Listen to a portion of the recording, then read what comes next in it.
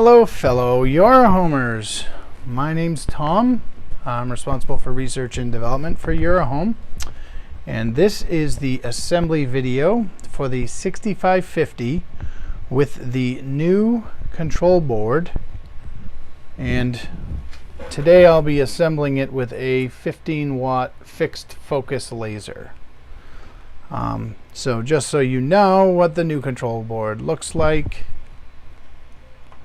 it looks like this. So there is an existing assembly video out there for the older control board. If your control board does not look like this, that's probably the video you're looking for. The assembly is pretty much the same, so if you want to use this video for the mechanical parts, you're welcome to. And then if you want to see how the control board connects, you can go look at that video at the end.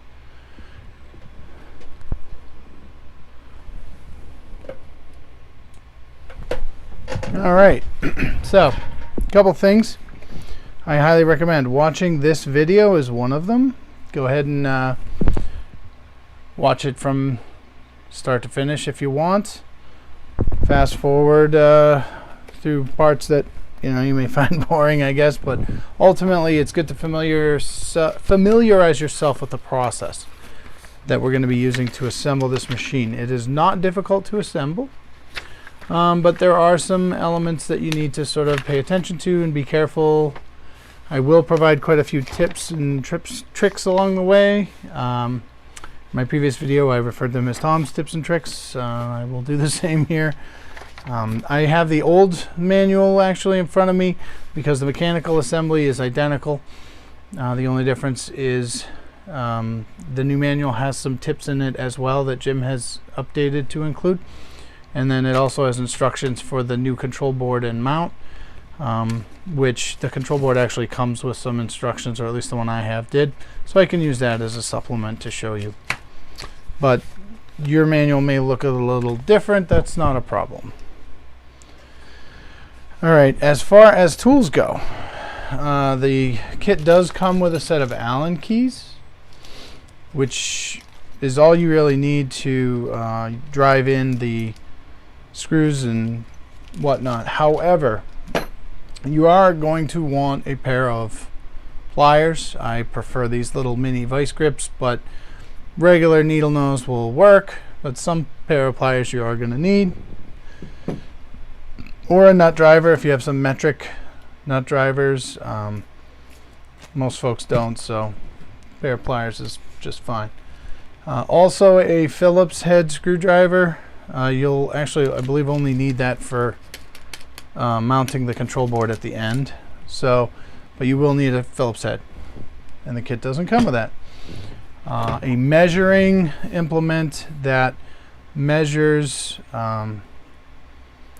Actually, it doesn't matter whether it's millimeters or inches. I prefer millimeters because you can get more precise. But really, any type of ruler could be used, and I'll show you. This is actually kind of for a tip that I'll show later when we use that. The first thing you want to do is essentially what I've done here. You want to organize based on what's in the manual. So when you refer to the manual, you're going to see in the first few pages. So there's a lot of glare, but I can get up close with another camera if need be. But ultimately, you're going to want to familiarize yourself with this manual, and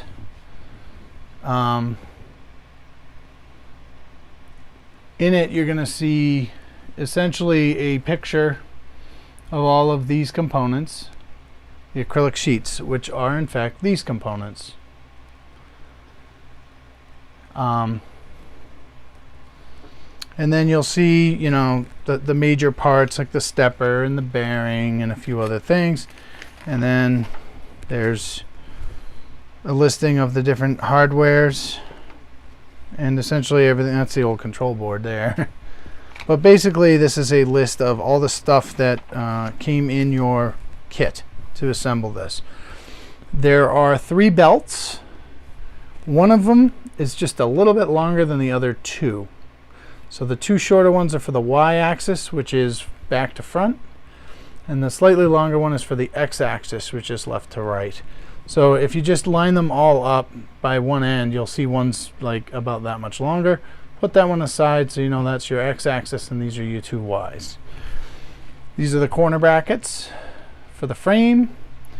These are the wheels for the gantry and both sides of the carriage. Then you've got some stepper wires. There should be two. And then there's your two stepper motors.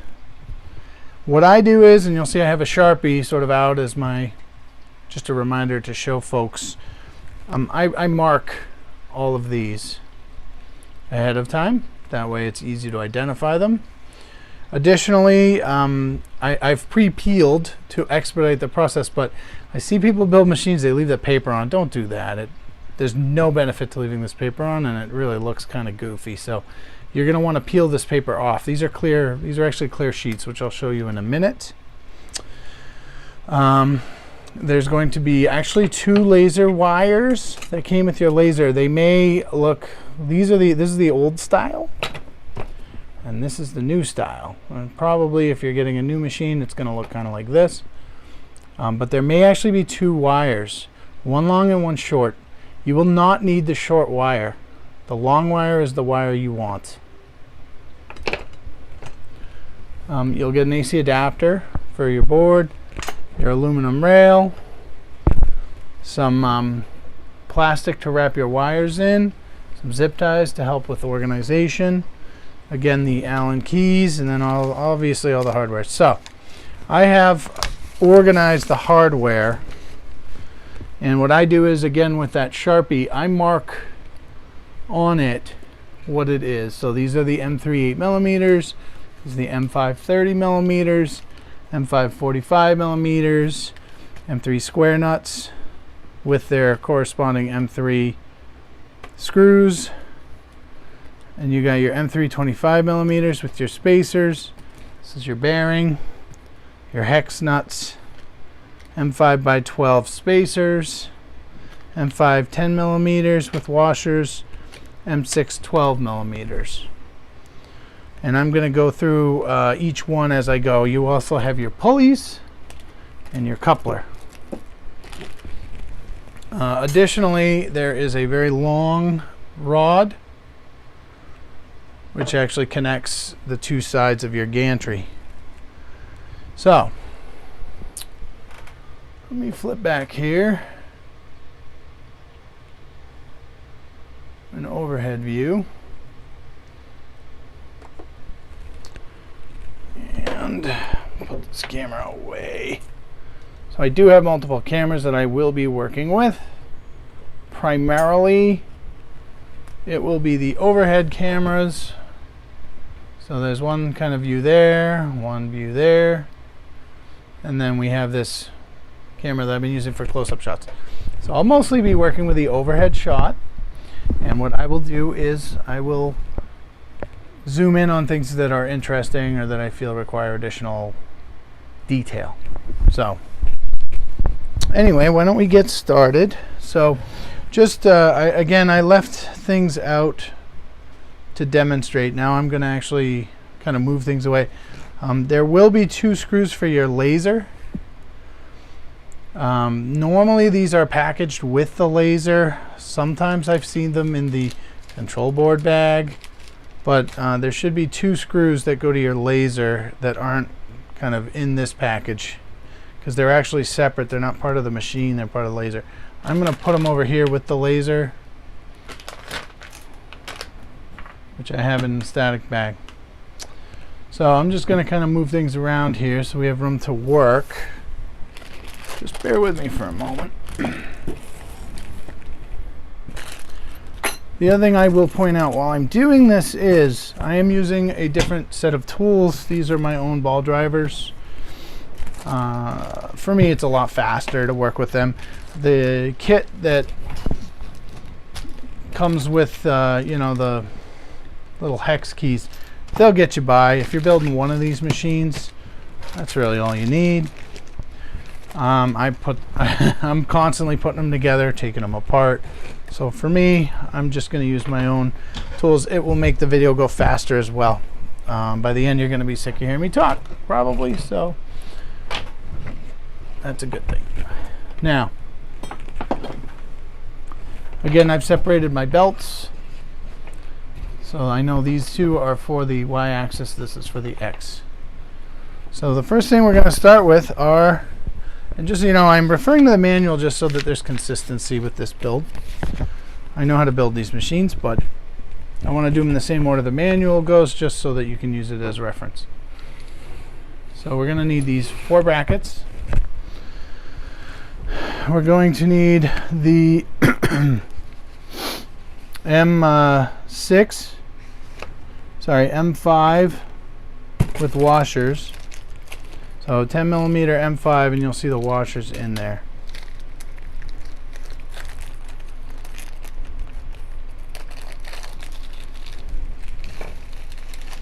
I'm just dumping them out because I believe we use all of them in this step.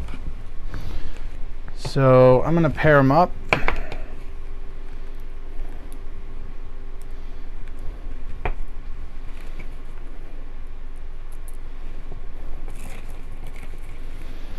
My assembly video style is verbose, which means I'm not going to take shortcuts. I'm not going to make this really short, refined video of just key parts. I actually just assemble the machine in real time. It is going to be a long video. I find that taking a verbose approach kind of gives people the ability to follow along, and really nothing is missed. The other thing is, as I do it, I can sort of talk through any things that are either tricky or maybe I found a better way to do, and that sort of thing. So just to forewarn you that you've probably already noticed by the length of this video, it's pretty long, but the concept is, if you watch this, by the end of the process, watching the video, if you're assembling your machine basically with me, you'll have a fully assembled machine at the end. So right now I'm just putting the washers on the M5 by 10 millimeter bolts. These are called T-nuts, and I do want to point out a couple things. So I'm going to do a quick switcheroo here. So I want to demonstrate how these work, because this is kind of important. The inside of the T-nut, so right now I have it in the right orientation. The bolt goes through this side. So if you look at the profile, that's why they call it a T. It's upside down, but we'll make it right side up. How's that? You can see that looks like a T. And this is actually meant to slide into the aluminum rail, and it will turn as you tighten your bolt, and that will pull it against it and basically secure, in this case, these brackets into the extruded aluminum. And I'll show you how that works in a minute. Let me switch back to our overhead view.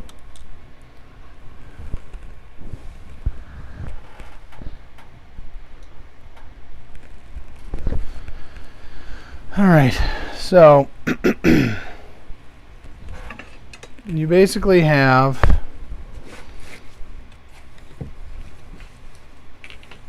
two of these 2040 rails. So I'm going to move stuff out of the way. So these are basically going to be our sides. There is a third 2040. It is longer. You can see it when you put it up to the others. It is longer.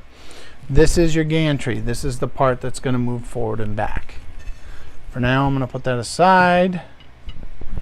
Then there are two 20 by 20. So this is extruded aluminum T-slot rail. It's 20 millimeters by 20 millimeters. So this is called 2020. This is called 2040 because it's twice. It's 40 millimeters by 20 millimeters. So you're going to have basically a frame that ultimately looks like this. I'm just going to push these guys into the middle here. They're out of the way. Now again, hopefully you took my advice, pause the video, and you kind of went through and sorted all this stuff, because that's actually going to be really helpful as we go through later in the process. I will explain what all these parts do, but again, you know, marking them helps. What I do is I leave the paper on until I'm actually going to use the part. That way I know what they are. I know by looking, but you know, you guys aren't. So the way these guys work is you're going to take one of these corner pieces and you're going to place a screw with a washer through it. Okay. So we'll do a quick switch. It's going to look like this. Now there is going to be another one to go through there, but we're going to do these one at a time. Okay. What you're going to then do is thread one of these T-nuts on, and I'm going to show you the correct orientation here. You don't need to put it on too far. So how I have it, where it's not even all the way through, if you notice, is fine. But you're going to put that right on there. Let me switch back. Now this, we're going to face outwards like this. So you'll notice this T-nut will slide right into this rail. I am not going to do a close-up on all of these. I'm going to demonstrate how this works, and then I'm going to sort of put the rest together. Now, something you want to watch is you want this to be flush. Basically, where this meets this. There's these protrusions, which are okay, because they're actually going to help. They're going to go into the other side, and they're going to help keep it aligned. So you're looking for this and this to be flush, so like flat together here. This should be like a flat surface. So I'm going to make some adjustments, and I'm going to hold that flush. So let me switch views again. So what I'm going to do is, again, I'm going to use my own ball drivers here. I'm going to hold this flush, and you just screw this in. And it's going to tighten that nut up like I was kind of explaining. It's going to bring it right up, and you'll feel this tighten. Now I'm looking at this is actually a little crooked, so I'm just going to kind of turn it. You should, with only one end, you should be able to turn it. So you want it nice and square on both sides and flush on the other side. So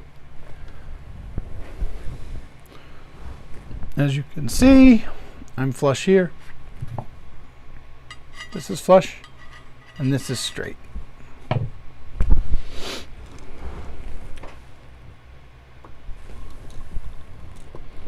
Now, do this on the other side, and again, I'm not going to go through this whole zoom process. We'll be here all night. But we're doing the exact same thing on the other side. So we're threading this through, and then we're putting this T-nut on.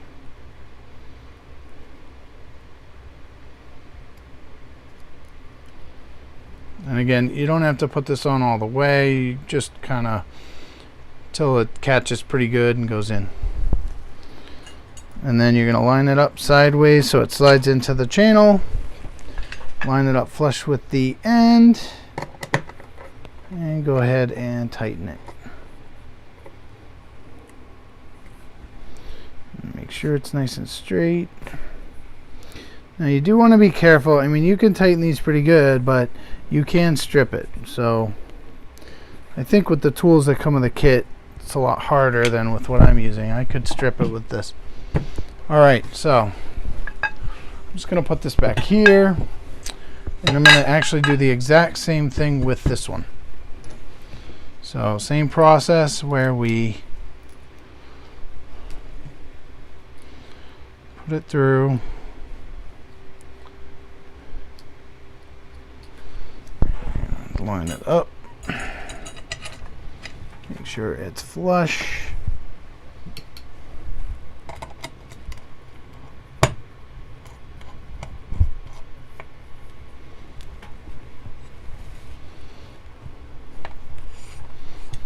Okay. And one more.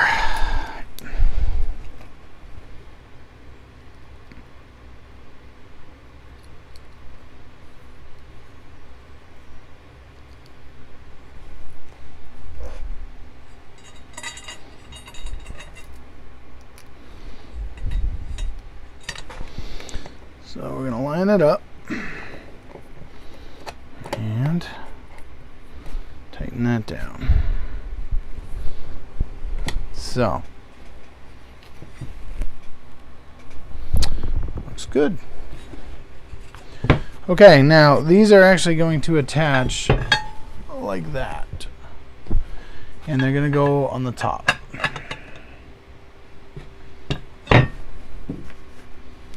You can actually kind of see in the picture how it's going to go, but we're going to use that exact same process where we're going to put in our bolt, going to put the nut on. Now make sure again these go on the right way. You want the rounded side facing out. That's what I'll do real quick. Rounded side facing out. And this will slot in the exact same way we just did it, and we want it in the top.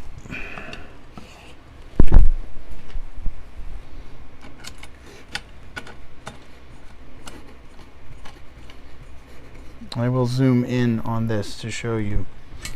So right now I don't have it quite right. I want to demonstrate. So you'll see in this corner, this is not flush yet. So you'll see that these two aren't flush with each other, which they should, and then you want this to be flat. So I haven't tightened it all the way, but just to give you an idea of what it should look like, we're in the top. Now I'm going to push this in some and make sure this is nice and flush. You want this square.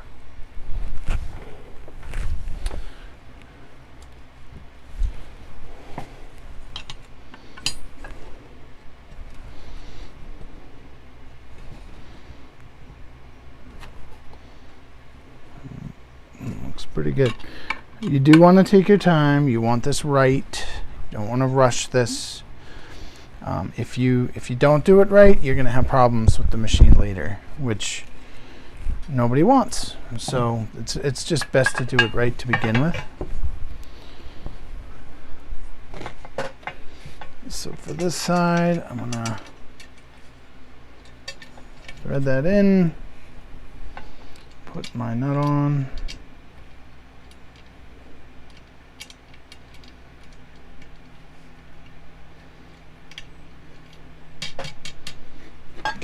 And then we're going to slide it right in the top there.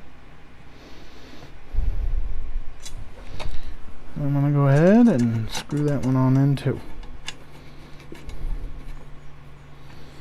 So I've got mostly tight. I'm just double checking. Everything looks really good on that one.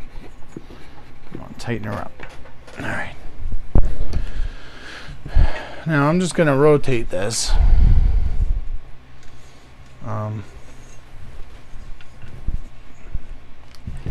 So I don't want it to stand up and get in the way. So again, now this side's going to look just the exact same. Now in this case we have the frame kind of built, so we have to be careful. We don't want to bend it while we're trying to maneuver these guys in.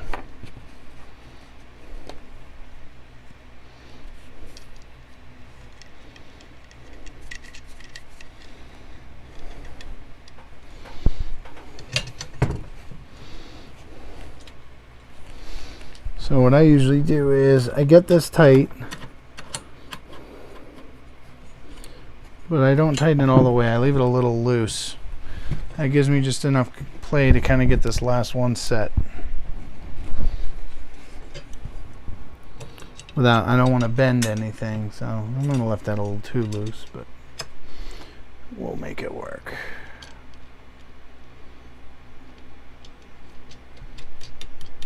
Alright. So again, this has to be sideways to fit in the channel. And you can go ahead and insert it. And we'll tighten this guy up.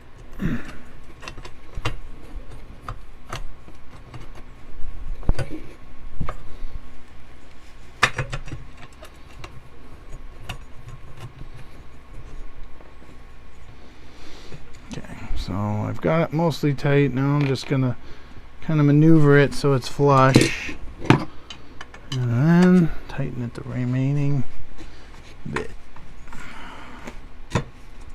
And again, I mean, the more time you spend kind of getting this right, the better off you're gonna be later.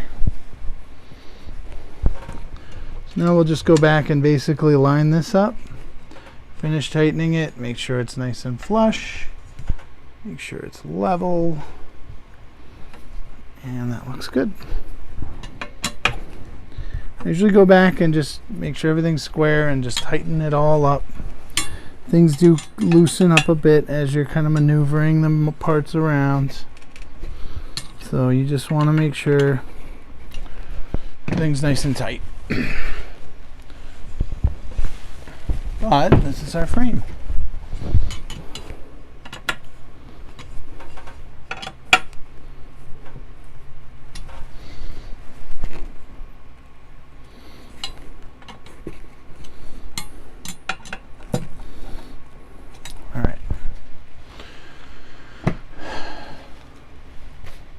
First page done.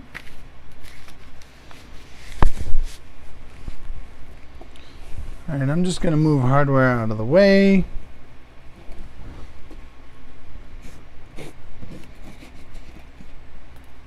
So things are nice and clear.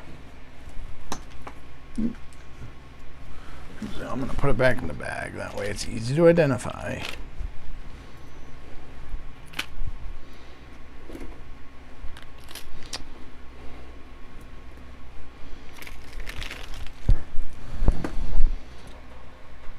So hopefully it was clear, but these go on the inside.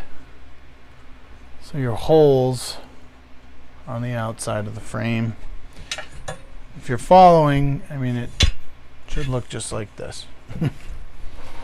Alright, so the next step is acrylic sheet A assembly. So you can see why this is nice. I've labeled it with a Sharpie, so I know I have acrylic sheet A.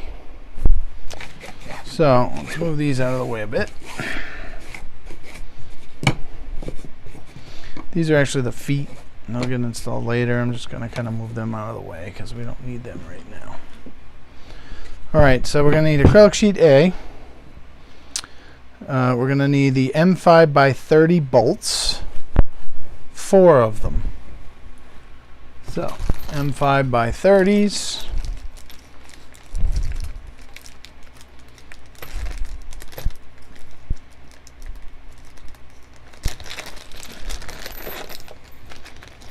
Four of them.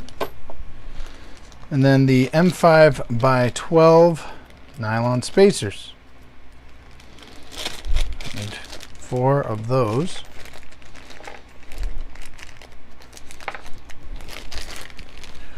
Then we need 4 wheels.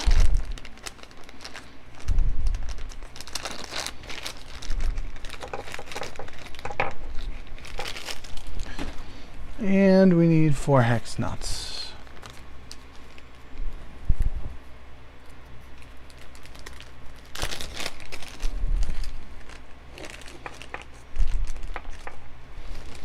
Okay. So first thing we do, we know this is sheet A. Pull off the paper. You want the machine to look nice with this nice clear acrylic. So take the time. Oh, this is not peeling easily.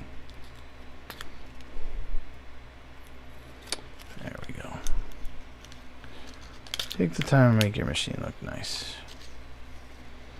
So this paper's on both sides. It's actually meant to protect the acrylic. Doesn't get all scratched. Okay.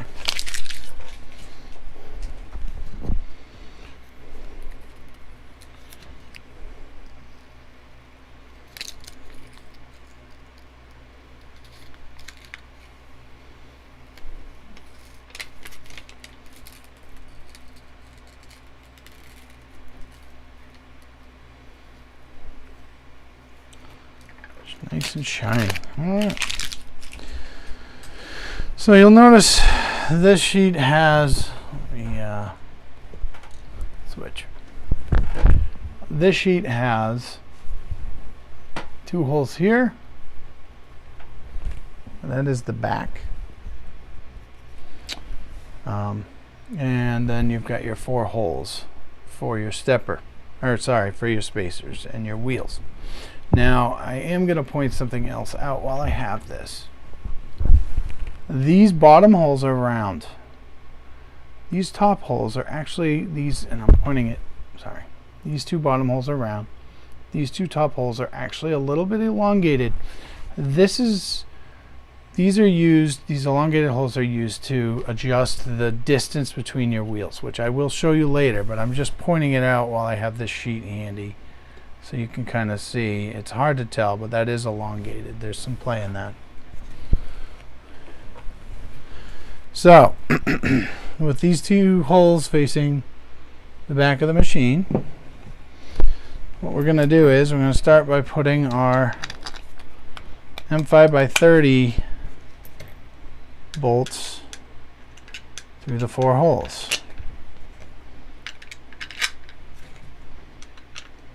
Alright. And the next thing is we put a spacer on each of them. And then a wheel.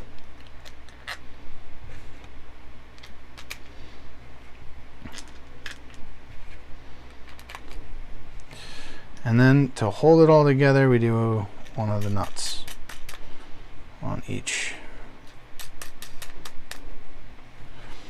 Now, building this machine should take you under 2 hours. This video could go a little over because I spent a little bit of time early sort of introducing and going through some of the parts, but the actual assembly time is less than 2 hours following the video. And I can obviously build one a lot faster if I'm not narrating. Now, just hand tighten these for now, because you got to make some adjustments later, so you don't need these super tight yet. Just hand tight.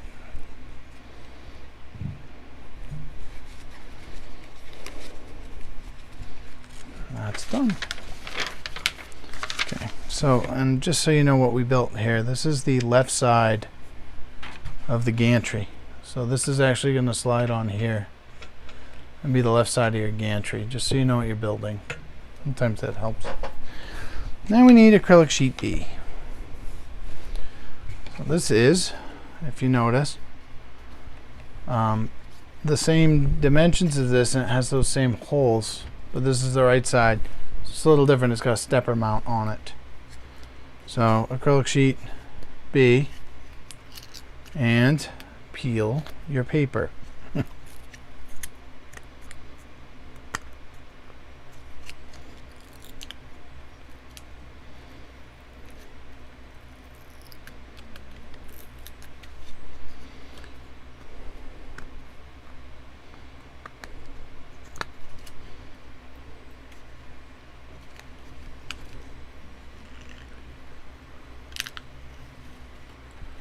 Now, I could have done this ahead of time, but I want you to kind of have the authentic experience that hopefully mirrors your own,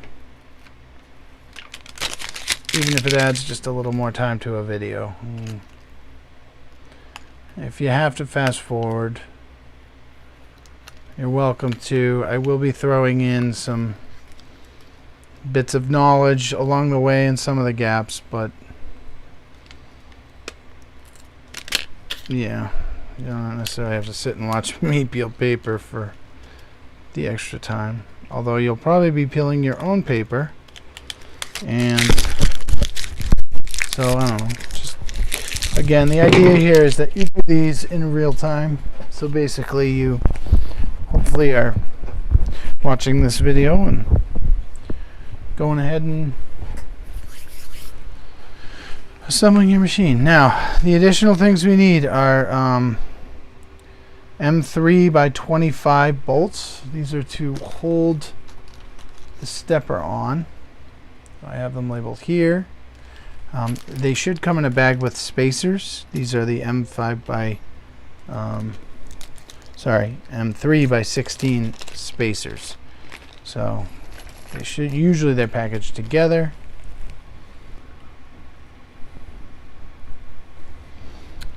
All right, you are going to need a stepper motor. It doesn't matter which. But there's a couple things I want to point out as we go to do this.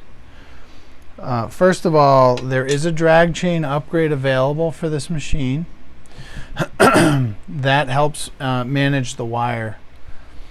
Really, probably the most important sort of, or most recommended upgrade, I would say, for this.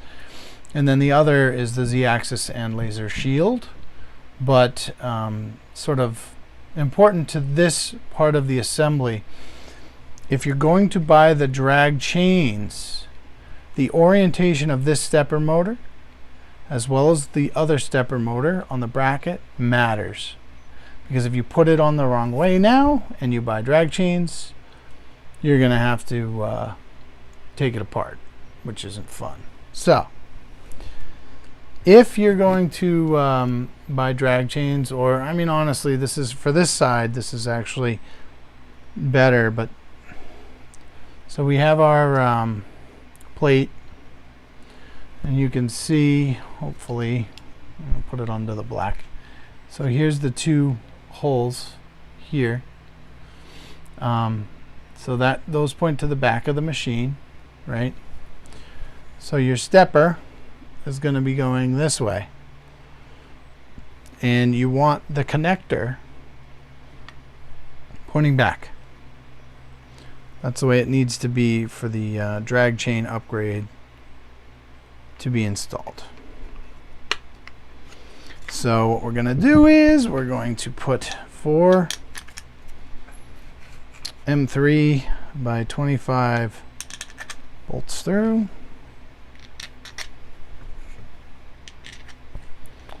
And then it gets a little tricky. Let me get the right ball driver here. We're going to hold them, and we're going to put our spacers on. These were the spacers that were packaged. They're M3, so they should fit nice. And then what we're going to do is, oh, that was good. We're going to line up our stepper, and again, so looking at the bracket with these two big holes, you're going to want the stepper pointing, the connector pointing back. I will zoom in so you can see this. So you can just kind of line it up and then put the stepper down and tighten these.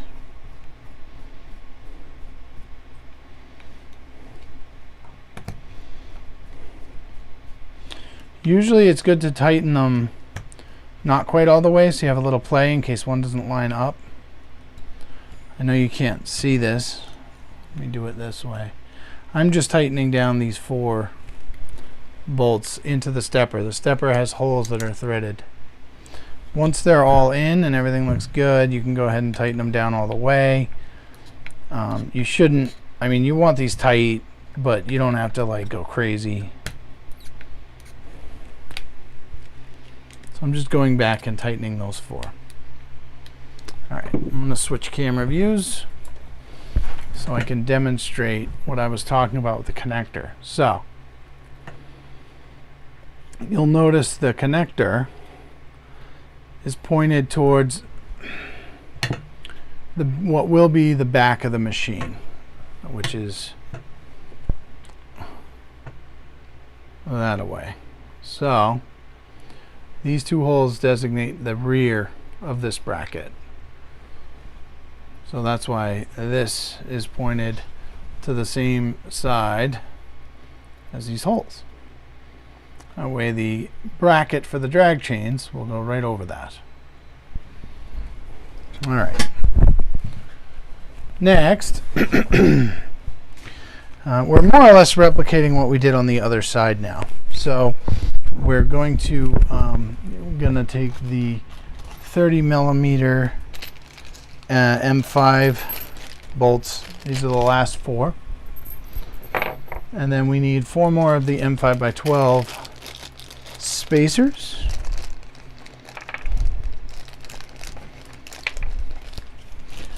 We need 4 more wheels. And then we need 4 more hex nuts.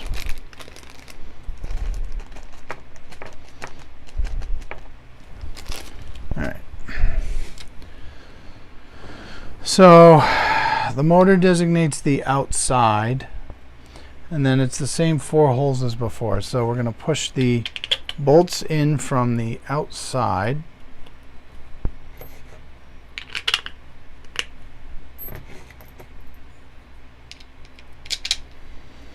And just like on the other one, the top holes are elongated so that adjustments can be made. If the bolts don't go all the way in, just screw them through the acrylic. It'll actually help you because they're less likely to fall out as you're going through this process. All right, so once those 4 are in, as you can see, so they're coming in from the stepper side. You go ahead and hold them, and then you put your spacers on.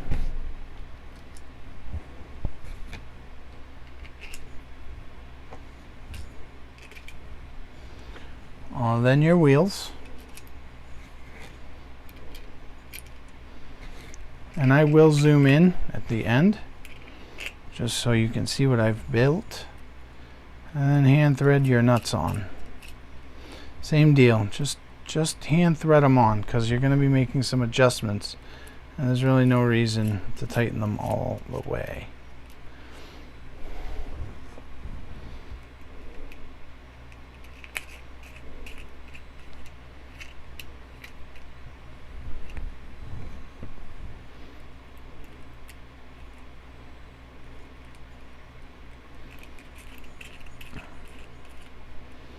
Okay.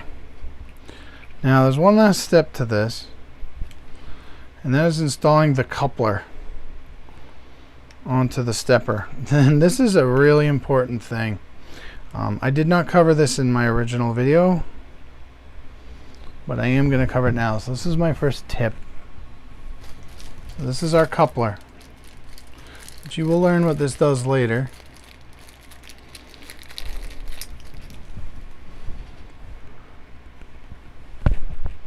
I'll zoom, I'll use the little camera to kind of show this.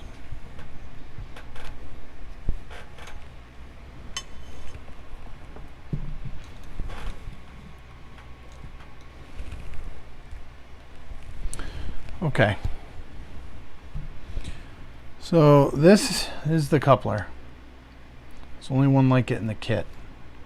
And it's going to go over the stepper. I want you to notice on the stepper motor there is a flat spot on the shaft, so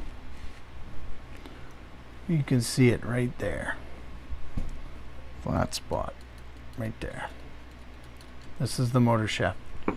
One of the 2 screws, so you'll notice for each side there's 2 at a 45-degree angle. One of them needs to be lined up with that flat spot. It doesn't matter which. This can go on either way as well. So you're going to want to line one of them up with a flat spot and push it on. Now this is hypercritical. This is one of the #1 problems we see mechanically. Hold on, I got to loosen that. One smaller. These are little grub screws. Sometimes you're going to loosen them for it to fit all the way. Forgive me while I do this. I'm actually loosening them right now because this this coupler's not going on right now. Hang on. I'll switch to overhead so I can have two hands.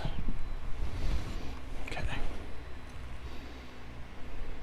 Yeah, all right. What happened is I pushed it on, but it's not lined up with the flat spot because I was holding the camera and it must have moved. It's fine. Just kind of push it off. It's round, so it will do that.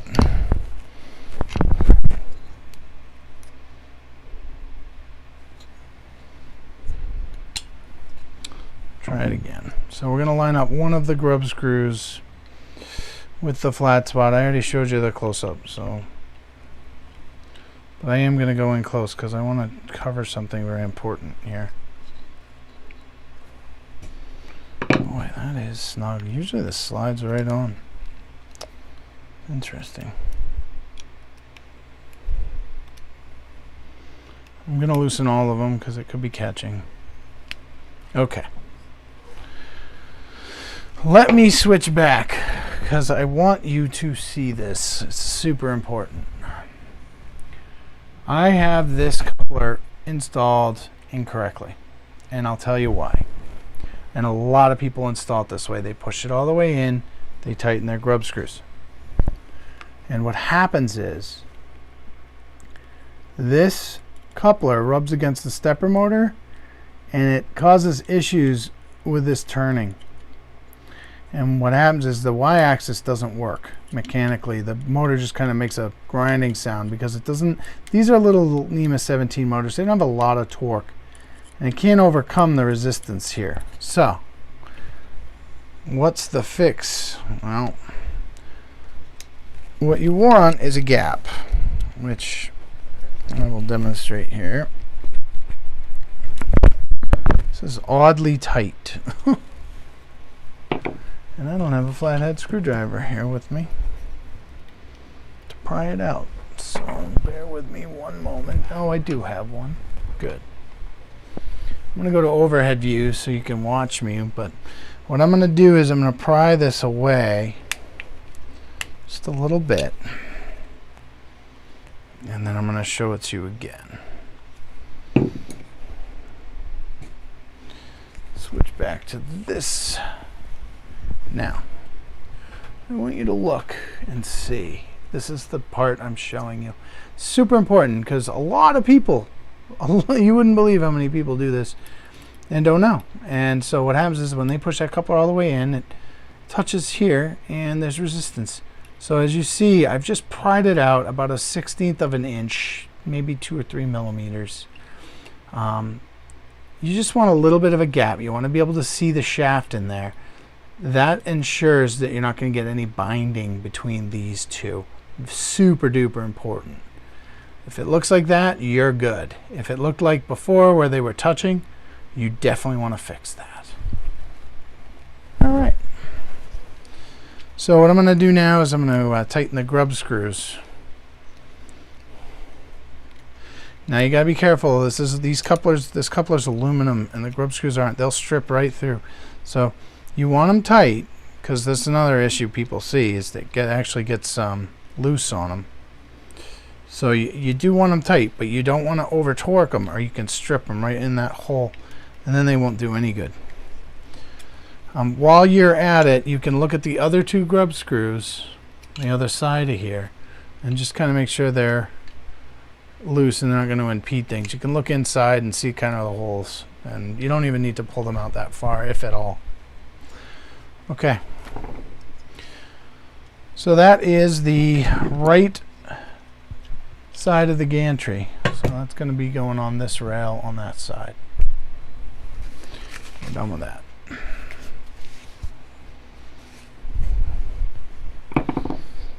All right, next thing we're going to do is install what I call the carriage. So we're going to be using acrylic sheets C and D, and you'll notice sheet C has a hole for the stepper motor, and sheet D has a slot to mount the laser. If you bought the Z-axis, You do not want to attach the laser. You can just basically skip attaching the laser. If you're just going with a stock machine, then that's what I'm going to basically show you right now, is that process. So what do we do first? Peel your paper. Brown machines are not what we like to see.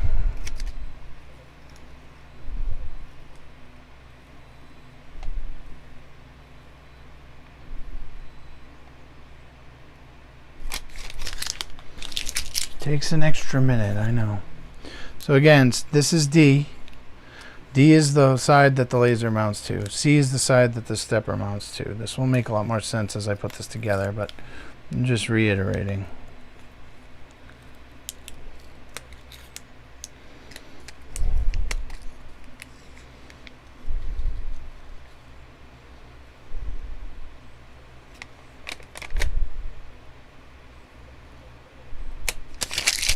Okay, so that's D. Let's just peel the paper off C and get on moving.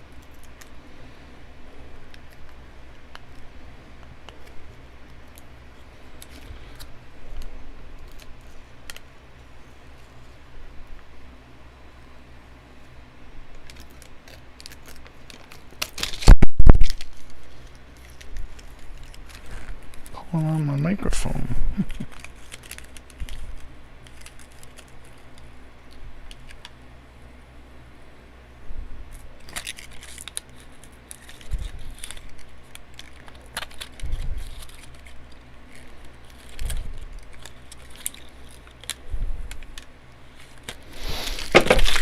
All right, good. There's all kinds of hardware here, so we are going to need our other stepper motor, and I will speak to the orientation of that if you're going to install the drag chains.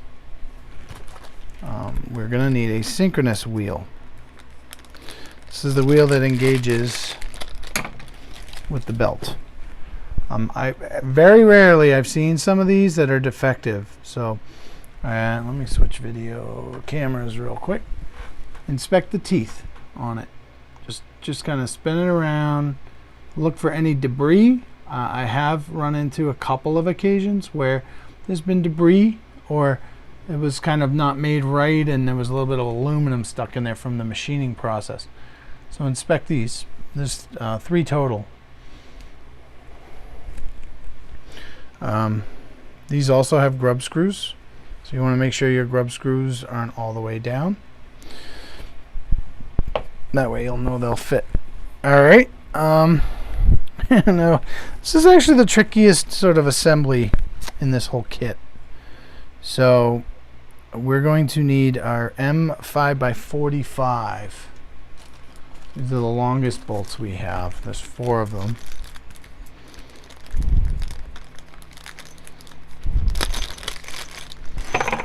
Yep.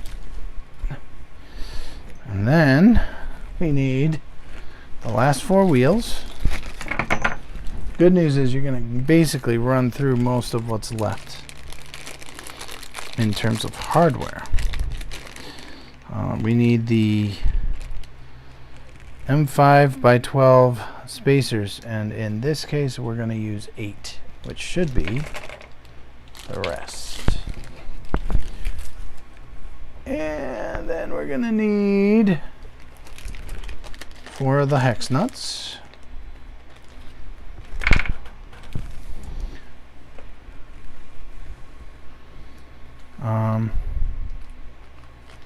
We're going to need 4 M3x8mm, which we haven't used yet. These are actually to secure the stepper motor to sheet C. I need 4 of those. There we go. All right. So, step 1. This is your sheet C. Up. Up. Down. So the hole's on the top. Slots on the bottom. It is symmetrical this way. so it doesn't, you can't get this way wrong, but you don't want it upside down. Your stepper motor is going to mount, I'll switch cameras, kind of like showing up close.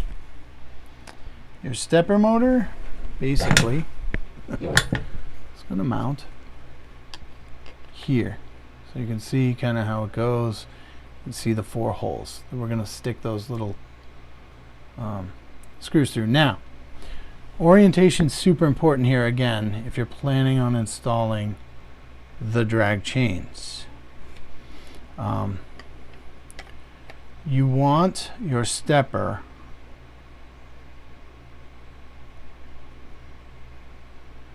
to look like this. So this is going to be the carriage riding back and forth with the laser on it.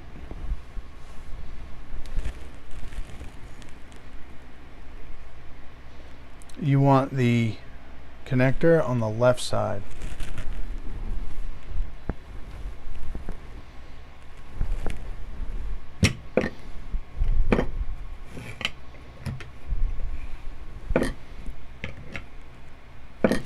I'm going to switch back to overhead. Now, the easiest way I found to assemble this is just to lay the stepper. Ooh, there's a glare there. Let me try and move this. Less glare there. Let me get it in the right orientation so you can see top, bottom. And then, like I said, you've got your connector facing left.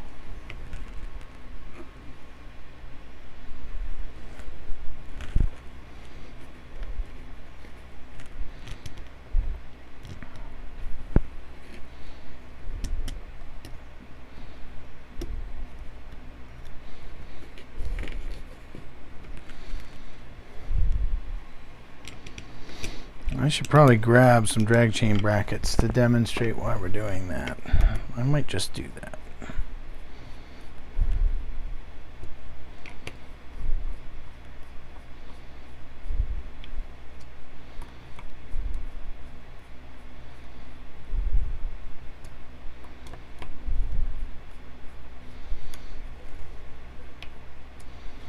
All right, hang on. I'm going to grab a drag chain bracket because I want to show it.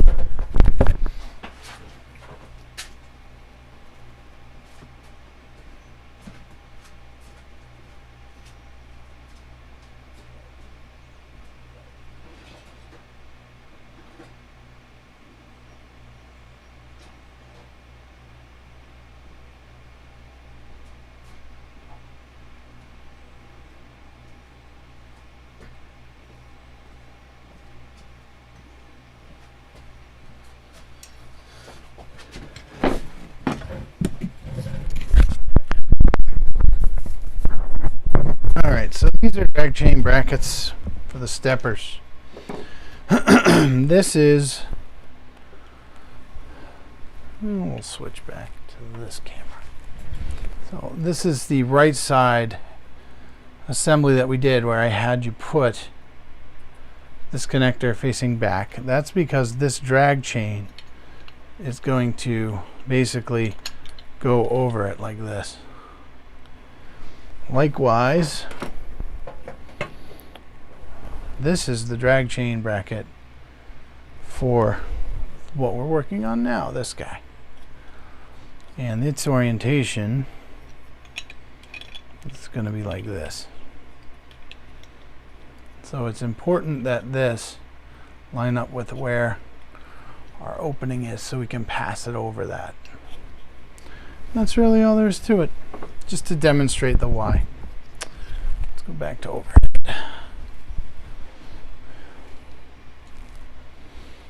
Now, we have our stepper installed with correct orientation. Here's what I'll tell you. If you have no intentions of buying the drag chains, you may want to make this connector point up, because you're probably going to have your wires to some kind of rubber band contraption or something else you're trying to use to keep the wires out of the center. Because what happens is you got wires coming off of this and the laser, and if you don't have drag chains where they're basically encapsulated in a fixed piece of apparatus that's connected to the machine that keeps them out of the way, they're going to drag back and forth. because they're going to go from here to that back corner. This is where our control board's going to be. So if you're not doing drag chains, point your connector probably up, because that's going to put the least amount of tension on the stepper wire, which can cause it to break. So that's our stepper install, and you can go ahead and just tighten these down good. You want these secure. We're not going to be, there's no adjustments on this. Okay. Now the pulley can be installed at this time. Again, you're going to want to look for that flat spot on the stepper motor, just like on the other one. Bring our little friend back so I can show this. So this one's easier to see. There's a flat spot on the motor.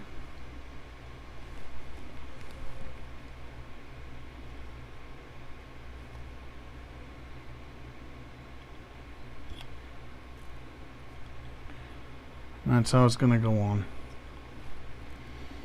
on. Normally that's how loose it is. I don't know why the other one was like that. So if you want to go ahead and line it up, again, one of the two grub screws needs to be lined up with that flat spot that you can see underneath. Go ahead and tighten it down, but you don't want it too tight, because this needs to be adjusted, which I'll show you later.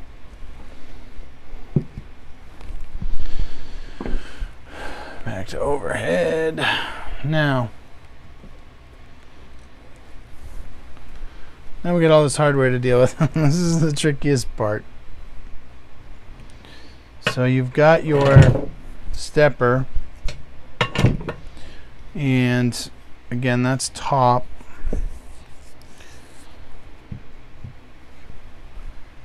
The other side, you need to install your laser.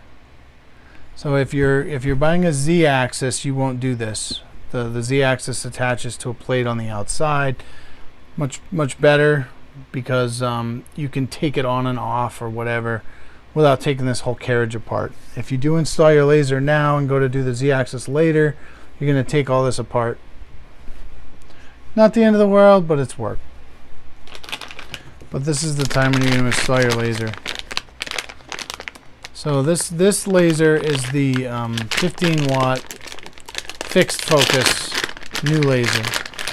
It comes with the laser, and it comes with this little metal cylinder.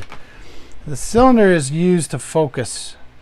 The laser does not have the ability to be focused. The smaller wattage lasers still have a lens that can be twisted in and out to focus, but the 15 and 40 watts are now fixed focus. So what you need to do is, this is between 19 and 20 millimeters, and you want the lens, which is the brass bit, to be exactly this cylinder's distance apart from whatever you're working on. So the idea is to, without a Z-axis, you prop your material up, bring it up to the laser so that this cylinder just passes between them. Otherwise, with the Z-axis, you don't need the cylinder, and you can move the laser up and down much easier. But that's what this is, just so you know what you're dealing with. A lot of people will say, what is that? And then they wonder why it won't burn, because it's not in focus. Most important thing on any laser is that it's in focus. Alright, so this is a little tricky. I am going to zoom in. This is where we use those two little screws. Now, they may not look just like these. They may be like regular screw looking things. Unfortunately, the factory has kind of changed things up on us with these screws. So I'm using, you know, this style, but what you get might be different. So how this is going to align is, and again, this is symmetrical, so once we mount this, we kind of know which side's which. So you're going to line this up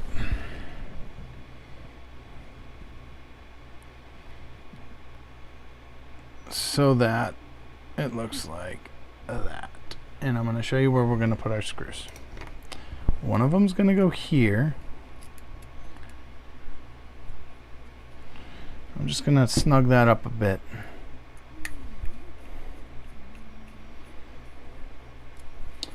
The other one, you might think you'd want this hole there, but there's a grub screw in there that's actually holding the laser cylinder into the heatsink, so you can't get a screw in this hole.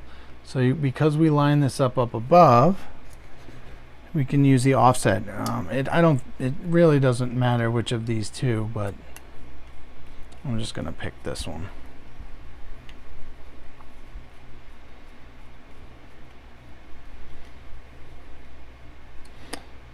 All right.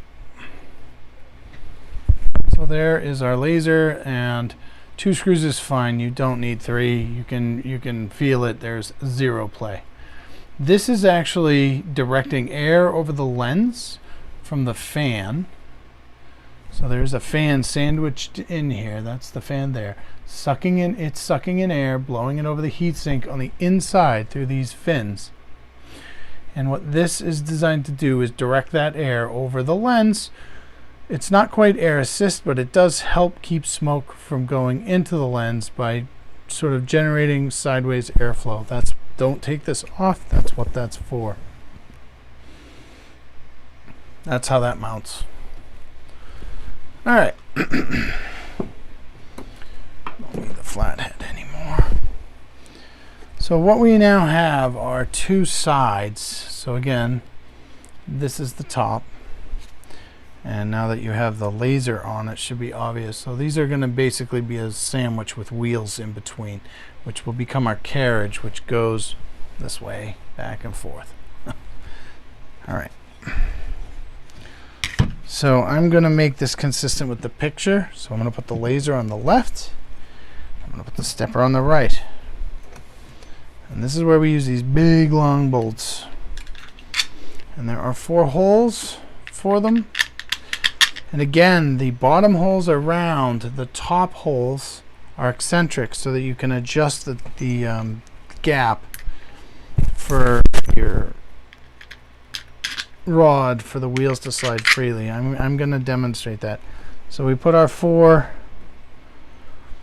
45 millimeter, I believe they are, M5 bolts. We're making a sandwich here. So the next thing we need is spacers. So 1 on each bolt.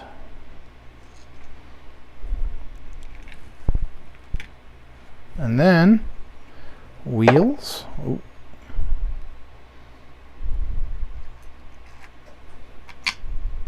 And like I said, this is the trickiest part, and it's really just because there's a lot going on here that you kind of have to balance. Because if you tip it, then it'll all fall off. And then you're going to kind of figure out what you lost. Spacers again.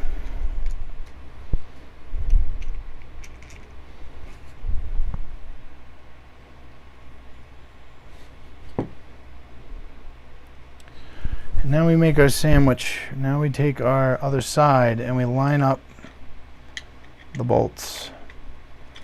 We push them through.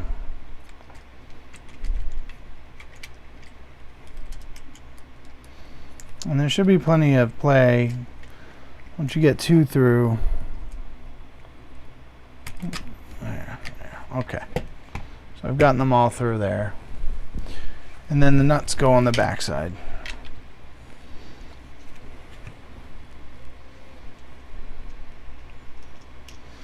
And like I said, this is just tricky because there's just so much, you'll see when you're putting it together. Just a lot of pieces kind of sitting there until you kind of get them secured. Once you get a couple nuts on there,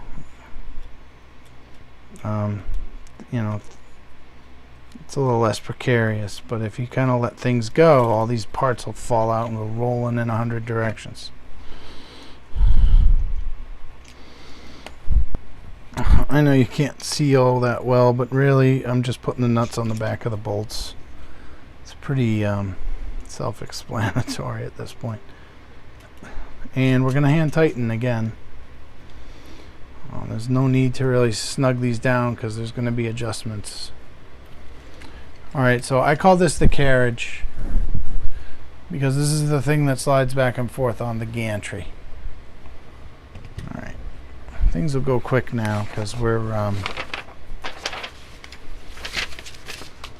moving right along, so to speak.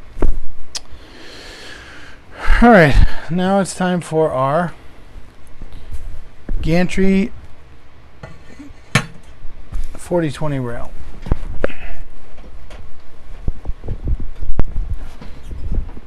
So here's what's going to happen. We're going to slide this assembly in this orientation.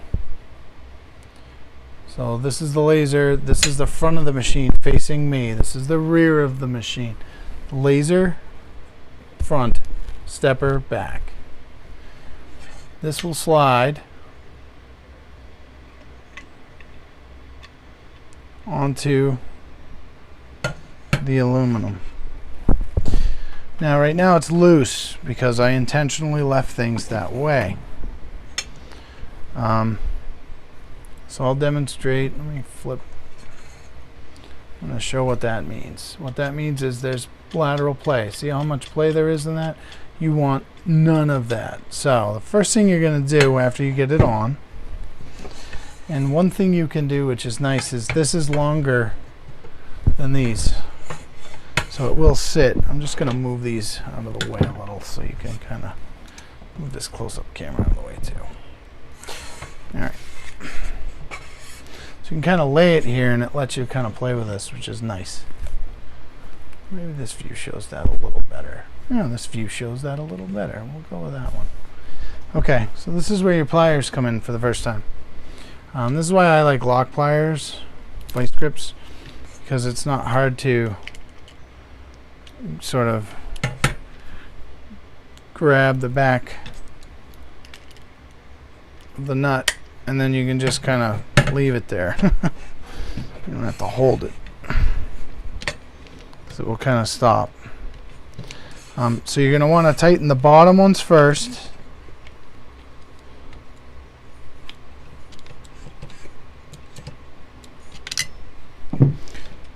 You don't have to tighten them too much because you'll just crush. You'll end up just crushing those spacers. You know, but basically you're tightening these bottom ones.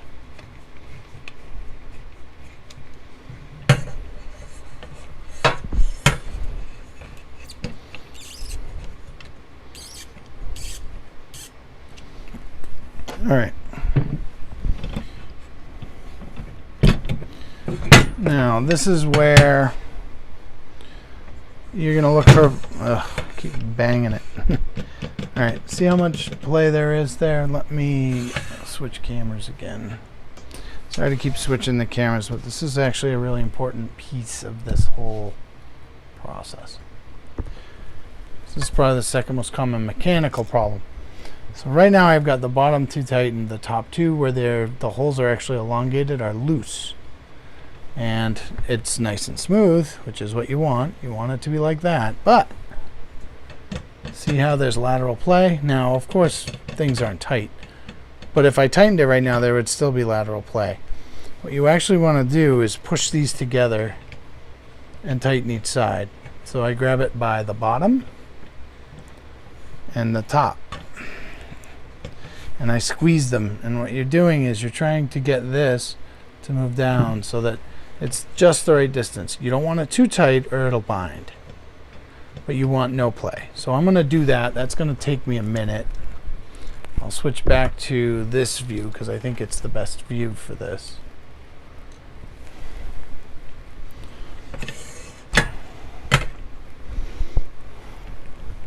So the first thing I'm going to do is stick my vice grip on this top one.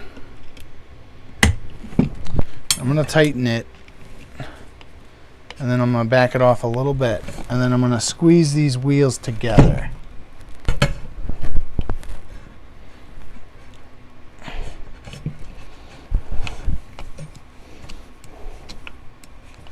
And then I'm going to tighten.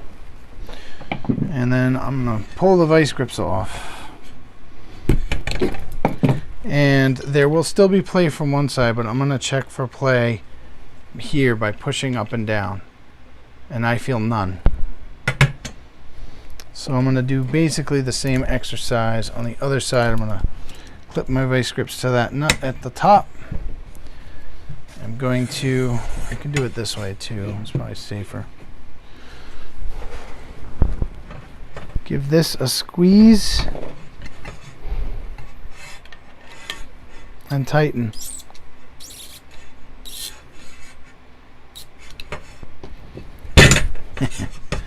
All right, now there should be no lateral play. There is there's the teeniest amount right now still. I would actually probably run this because it's very free and it doesn't feel terrible, but I can actually see if I'm looking at it, I still have just the tiniest bit of play on both sides. So I don't know, I might go back and adjust it, but really you want no lateral play. You don't want this to be able to twist really at all, and you can feel it when there is. So there's just a little bit right now. If you have a lot of trouble, if you can't get it, worst case scenario, take it off of here, squeeze them together, tighten them, and put it on. But you'll probably be too tight, and you'll feel that. And what I've done, if I have one that's tricky, is I'll tighten the bottoms. I'll leave the top two just a hair loose, just enough so that when I push it on, they move, and then I'll tighten them right away. And then sometimes you can kind of get it that way. But the key is that you don't want there to be any lateral play this way, but you do want it to do this. You want it to be very free, and I mean, you can see just by me tipping back and forth, like, you want it to be just that loose. Now we're going to keep going, but the same exercise is going to apply. I'm not going to pay as much attention just in the interest of time, but the way these roll on here is exactly the same, and the top two holes are eccentric, so you can make the same adjustments. And it's the exact same idea. You don't want any lateral play this way, but you also don't want it so tight it's binding. So you're going to go through that same process. For this video, I'm not going to do that. I'm just going to squeeze them together and tighten them when I'm getting to that point. All right, so this is the y-axis, sorry, x-axis, left to right. So there was one longer belt that we had, this one. It's time to do our belt. And the first video, this is something someone complained about, that I didn't do a good job showing a close-up. So I am going to rectify that by doing a close-up, because I have a new video set up now. So these are the guys that you use to secure your belt. And you're going to, I'll show you how to do this. Actually, I'm just dumping them all out because we're going to need all of them. So you're going to take a screw and a T-nut. Or sorry, these aren't T-nuts, they're just flat nuts. You're going to thread it on to the point where you do not want that screw poking through. You can actually do this. You're going to need 6 of these.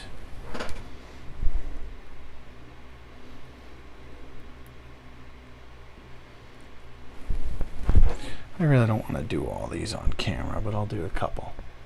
So you're looking like that. Again, the very important thing is you do not want the screw protruding from the hole. Switch to the overhead while I do this.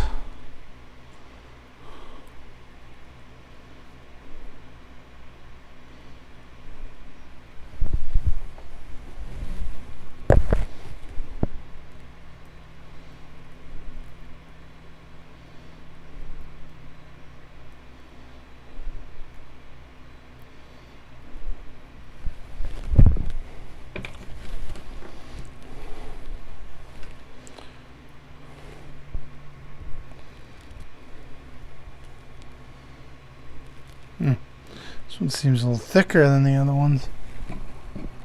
It's interesting. It's actually an extra, so I'm going to put it aside. Usually there are extra pieces of hardware, so don't be afraid if you've sort of got more than you need. They figure if something gets lost or broken or the threads aren't right, they do give you some spares of some of the more unique stuff. All right, so that's done. I'm going to show you how this works. First thing we're going to do though is we're going to install this belt. Now let's do this. Okay, the belt goes face down where the part that the grooves that meet with the pulley point down. So that's the first thing. This belt actually is going to help me because it kind of bows up, but it's a little trick I usually use, and I may not need to on this. So I'll push this through to the point where I get it to there. And what I'll actually do is I'll stick like a little, this is going to be hard to do with one hand, but I push this underneath, usually at this angle, and it will pop that up. I can't do this while holding the camera. So what we're going to do is switch to overhead, but I just showed you in close-up. So I'm going to stick the screwdriver or the bit through. So basically I'm threading the belt under the first wheel, and then I put my driver through. And usually if you get the angle right, it will kind of pop. So I'll hold it here on this side, and I'll get it to pop over the gear. If not, you can get it on this side. But the idea is to do that, what I just did. So let me get the close-up again. You want it to look like that, where it comes up over the pulley and then down. So I will just push it down, and what I usually do is just kind of move the bit. Now this fell off, no biggie. Alright, now this is where, and I want to secure the ends a bit before we adjust this, but this is why this you don't want too tight, because you have to adjust it this way, and until you have the belt on, you don't know where this needs to be. So that's why you don't want to tighten this down the first time all the way. I'm going to go to overhead so I can kind of get this where it needs to be. So basically you're going to pull this belt until it goes both ends of your x-axis. There should be a little bit sort of overhanging on either side. This is where these little guys come in. So I'll do this side. One side you can basically do right away. The other side is the one you're going to have to fiddle with. It doesn't matter which, but you have to adjust the tension. So this is how these work. They go in perpendicular. I have sometimes been able to push them in and turn them, but it's so much easier to just slide them in. So here, I'll demonstrate that again. Or you can see how it just slides in over the top of the belt, and you want to keep it perpendicular. And one side, again, you can tighten. Now if it does that, that stinks. So what I do sometimes, if it's turning that easily, which is, they don't normally do that, what I will do, and I can't do it with holding this camera, I will take a second one and hold it straight, second driver, and I'll hold it straight while I screw it in. So let me do that. I'm going to switch everyone back to overhead, and all I'm doing is using a second driver to keep that from spinning. Now you want the belt to be centered, and then I know you can't see, but I'm just holding the thing from spinning with this driver and tightening with the other. You do have to be careful because it'll hold. Once you get enough where it's touching on the top of both sides, it will hold. But you want to make sure the belt doesn't twist. So it's going to want to do that. This you can tighten. You don't want to tighten all the way because the screw's actually going to go right through the belt. So you don't really want it. You want it tight, but you don't want to just keep on going because you can actually push that right through. You'll get to a point where you can feel this doesn't move. So I can show you kind of how it should look. You can see right there. That's how it should look. Where the belt is straight, it's not twisted. And if you pull on this, it won't move.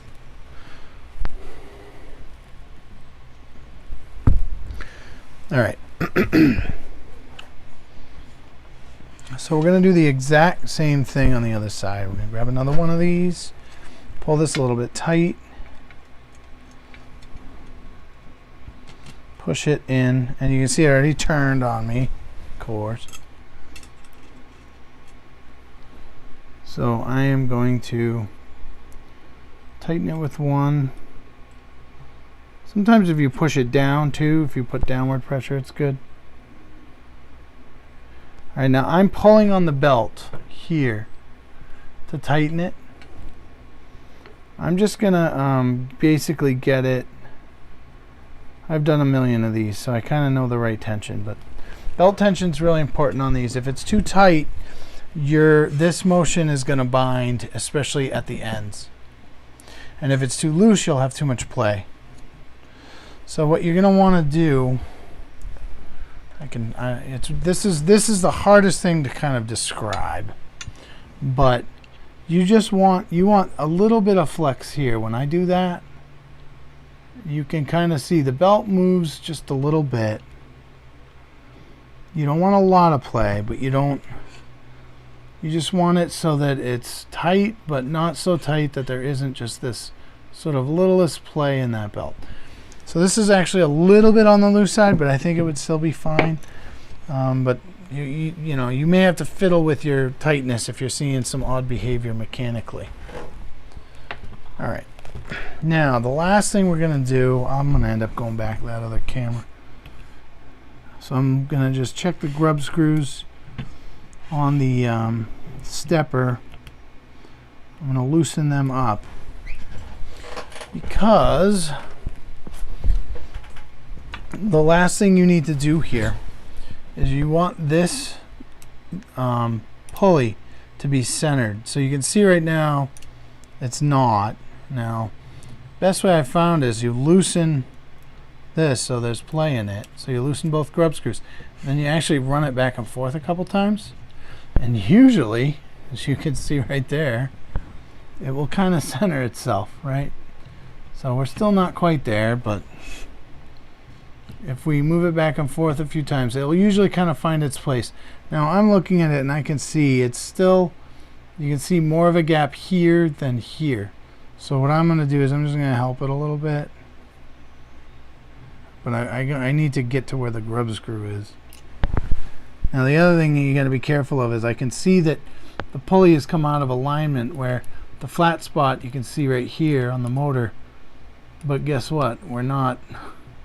The pulley's moving, the motor isn't. So you want to make sure you fix that by just, what's happening is the pulley's moving and you can see the motor underneath isn't. So just kind of move it until this grub screw is square with the flat spot. See? So flat, this is fun. Flat spot, grub screw. And now I'm just checking these two gaps. They look pretty even. See right here and right here. I'm happy with that. This is where I'm going to tighten it. Gently at first, and then once I get a little tension, I know I'm on the flat spot, go ahead and give it, snug it up good. Now this, again, this is aluminum. These are steel grub screws in aluminum. They will strip out. So I move it. Do not forget to do the other one. There are two at a 45. So that you'll notice there's one there. I don't want this to fall. There's one there, and there's one there. So one's in the flat spot, it'll go in further. The other one's on a round spot. On all of these, you want to ultimately tighten both. But you'll notice the gap there is nice and even, see? So that way this belt won't bind on either side. You want that centered. That's why we leave those loose. So you can give this kind of a push back and forth. There should be a little bit of resistance from the motor, but it should move smoothly. And if you have your belt tension right, you should be good to go. All right.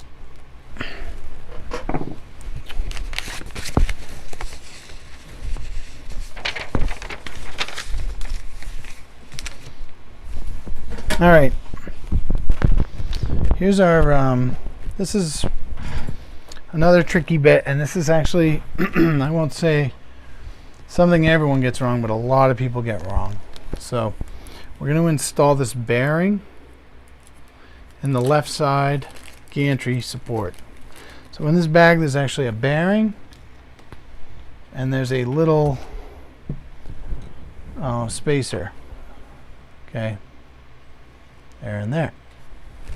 I'm going to put the spacer down because that's actually pretty self-explanatory. But the bearing is super important to kind of understand. You'll notice there's a flange on one side. See where it flares out? And then the bearing itself. Now this is a brand new kit. I haven't test fit it, but this is where this bearing is going to go, in this hole right, get centered here. All right. So the wheels are show the inside. So this is the outside, and these two holes indicate the back. So this is the back, this is the front. The wheels are inside, the bolts are outside. The way this bearing inserts is just like this. So there's the flange that's going to basically point inside, and then the bearing goes in the hole. So you got to push it in. Now what I see is people push it in and they don't push it in all the way. This flange right here should be flush against the acrylic. So this needs to get pushed in all the way. And if people don't do that, and this is the right time when you can do this in your hand, you can, if you have to, you can put it down and put some pressure on it gently, because there are nuts, you don't want to crack the acrylic. But ultimately you want this bearing all the way seated so that there's no space. So even now this isn't in all the way. So I gotta tinker with this. Give me a sec.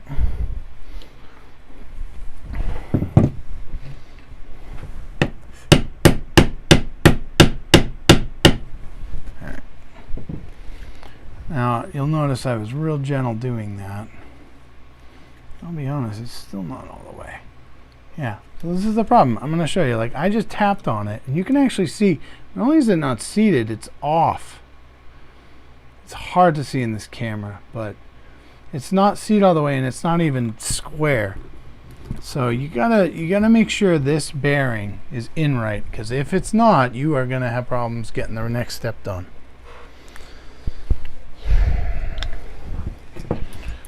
All right, sometimes, let's see if this works.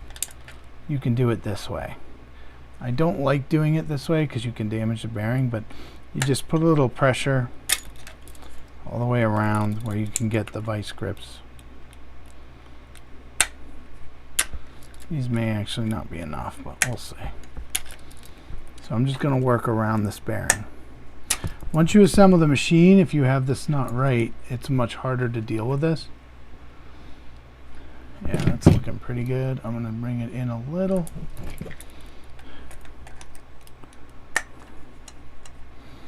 A little more.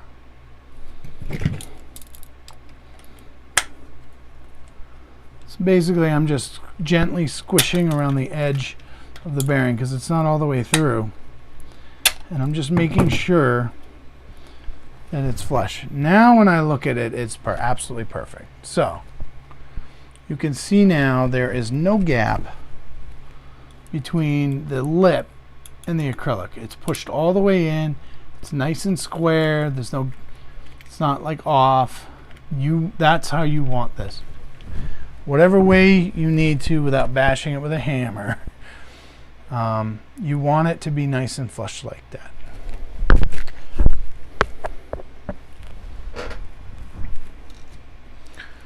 These are tricks. You know, the manual can't easily demonstrate some of this stuff. So, all right.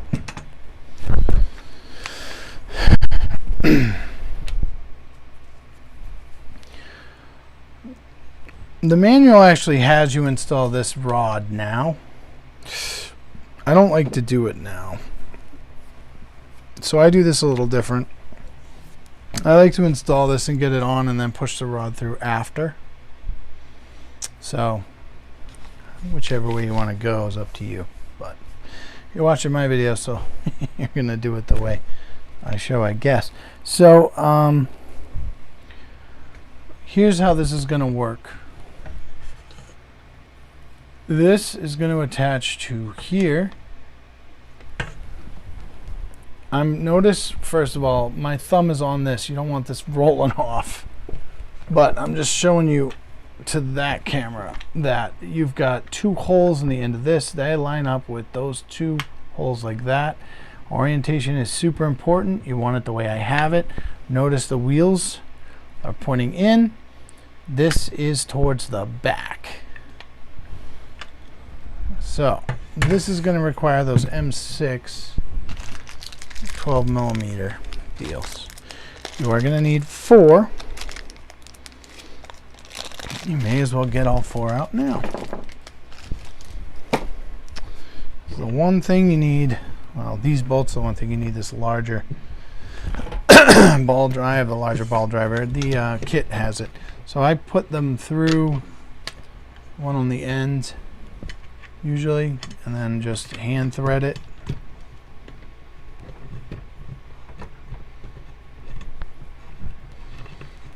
That's 1,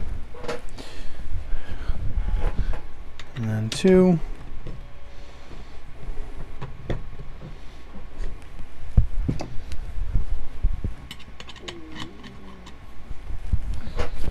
wrong one.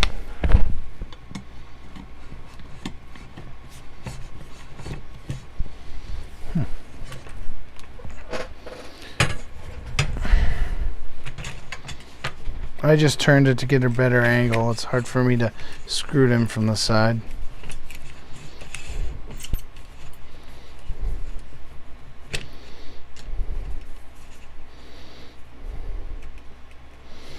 So this is another case where you want things to be nice and square. Fortunately, between the two screws, it doesn't leave a lot of room for error, but I'm off the frame, so I'm going to grab my little portable deal, and I'm going to show you because this is super important too. You want this to be square, so you want it to be nice and flat on both sides. You don't want it to be kind of like off, right? Because this gantry needs to be square for it to work, right? So basically you're looking here and making sure they're the same distance and that this is flush. These holes are usually pretty tight, so it's hard to mess this up, but I have seen some where it's not quite right. You gotta fiddle with it. This is pretty good.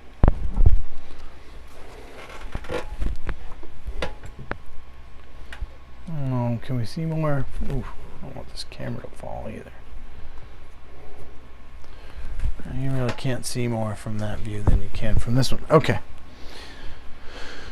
So once you have them flush, you just go ahead and, see if I can get this back in frame without dumping things. So as long as they're flush, you can tighten these down. Okay. So that's the left side. So I'm going to put it back in the right orientation. The right side's the same exact deal. So we're going to use the other two screws. And again, the stepper faces out, wheels face in.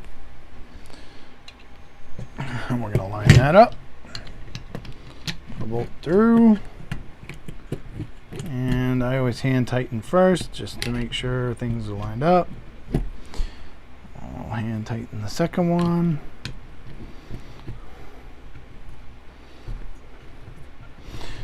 Once things look good, tighten her up. Now again, we want to make sure that it's flush. So I'm going to tighten it up enough where it's close, and then I'm just going to kind of make sure things are nice and square. I'll double check here and here. That's good.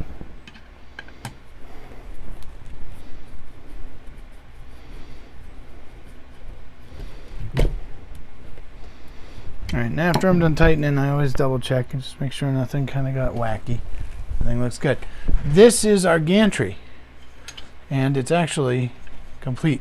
So you'll notice that even with the motor engaged, it still slides. This is one way you can test to make sure that your belt tension and your wheels and everything are nice and smooth, because if this moves smooth like this machine is gonna work. If it gets stuck, if this isn't nice and free, you're gonna have problems. Now right now the stepper isn't connected to the control board. These steppers, just like any motor, is a generator when you run it manually. So you don't want to move this real fast back and forth this way or this way. Once you have this connected to the control board, it will actually send electricity through the wire and it can burn out the stepper drivers. So right now we're fine because nothing's connected, but you're not going to want to do stuff like that once things are connected. All right.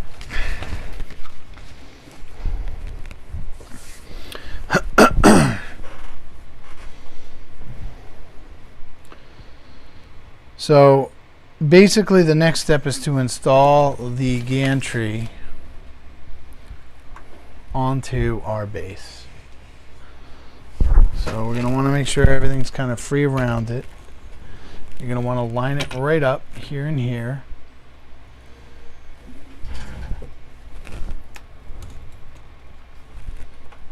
So here's what we're looking at.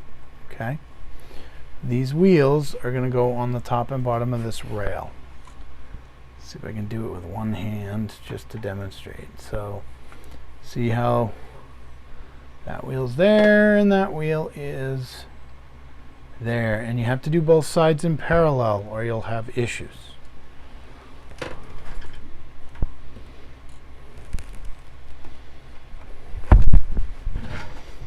So basically the way I usually do is I get one set of wheels on one side, one set of wheels on the other, second set of wheels on that same side I'm working on, and I get it on there. Now that same play I was talking about applies. These are loose right now, so that's gonna, they're naturally going to be like that. If you want to go ahead and tighten the bottoms for now, you can do that. So this is where I use my vice grips on the nut. So I'm grabbing the nut just like that.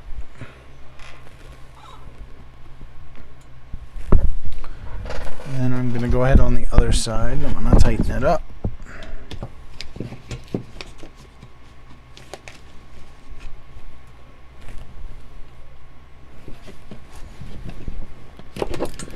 Release it, do the other one.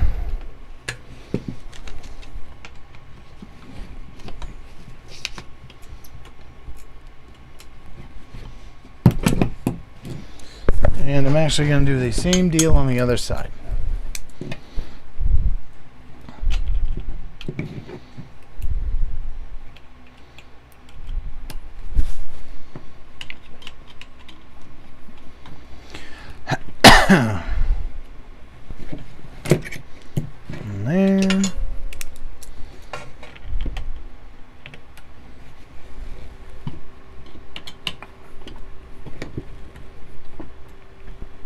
There. So next we're going to grab the nut on top here, and like I had shown before, you squeeze these together.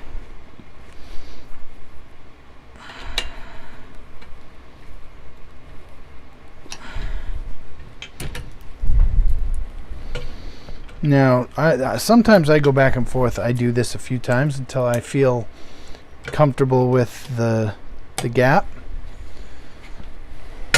I'm not gonna for this video because it's already been a long time. But usually the first try I'll get it pretty close.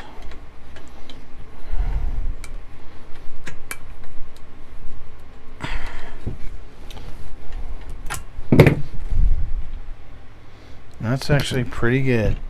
So I'm twisting right now and I'm looking for play. And I actually have a teeny bit in the front set. There's none in the back. So the back's good. The front. So normally what I would do is I would loosen that up again and I would squeeze it and tighten it. And if you got to go back and forth, you want to make sure that it's free, but you can't twist it. There's no twisting. Right now you can still see a little bit right here. You know what? I'll show you on the camera just so you know what you're looking for. So right here, when I twist this, you can see, maybe, it's hard to see, but see how the wheel lifts off? Just the littlest bit. Yeah, that's a good demonstration, right there. See how that wheel lifts up? You can see the gap right in there. You don't want that gap. So you would normally squish this together, because again, this can move up and down just a little bit in here because this is elongated, this hole. You want this to come down a hair to get rid of that gap. I'm not going to do it because I mean I could be here all night playing with it. But that's the concept.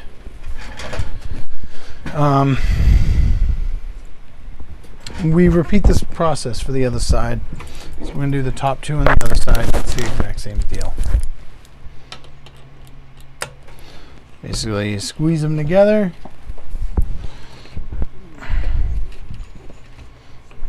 And then tighten.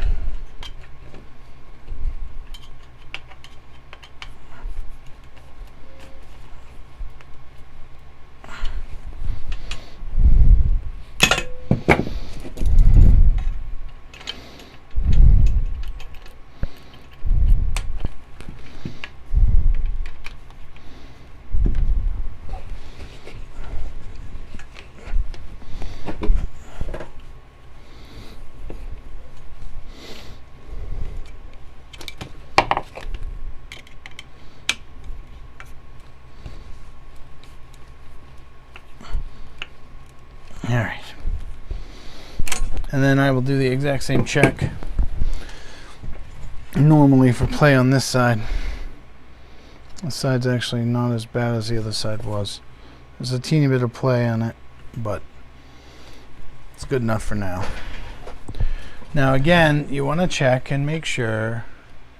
See how, I mean, that's so free. Now you don't want to let go all the way, it'll go right off the other end, but you can just see by me doing this how free that is and how smooth. That's what you want. You want it very smooth. All right. So now we're going to install this this linear rod. First thing you're going to want to do, we're going to need these pulleys. All right, and the orientation on these are super important. This side goes this way. Okay, see this? We're not overhead. Let me do overhead, that'll be easier. So this side goes that way. And this side actually goes the same way. Alright, so that won't go on, and I'll tell you why. The grub screw's in a little bit. That's why you want to check them. Don't force things. If they don't go, you gotta kind of check them. So I just back those grub screws out a little bit. Look at that. So look, note the orientation on these. They're the same. So they both face to the right. Now, usually I can get this in even though it's at an angle. If not, then we're going to push it through the other way and we'll take those pulleys off. But historically I have been able to push this through. So you'll notice it poked through. So I'm in. If for some reason that doesn't work, take these off and then just push it straight through this side. It should go through. You shouldn't have to force it. I've heard some people who have some struggles and it doesn't go in, but I don't know. Mine have always gone in. So now I know I'm through. I'm actually going to keep pushing it through gently. Now I can line it up and you'll see how free it is. This angle's probably better. Yeah, much better. And I'm going to put it into the coupler on the right. So why don't we show this in close-up mode so you can see. What I did was I slid it into there. Now it's not going in all the way. I'm assuming it's my grub screws. So what I'm going to do next is I'm going to check these grub screws. But what you're going to want is that right there shouldn't be poking out. It should be pretty much flush. So let me go ahead and mess with that a bit. I think this is the better view. And there we go. Actually, I just had to put a little pressure on it. Okay. Hey, there we go. It should go all the way in. And you'll know you got it because this end should look about like that. So it's actually protruding just a hair, but that's fine. As long as it stops and most of it's in, that's good.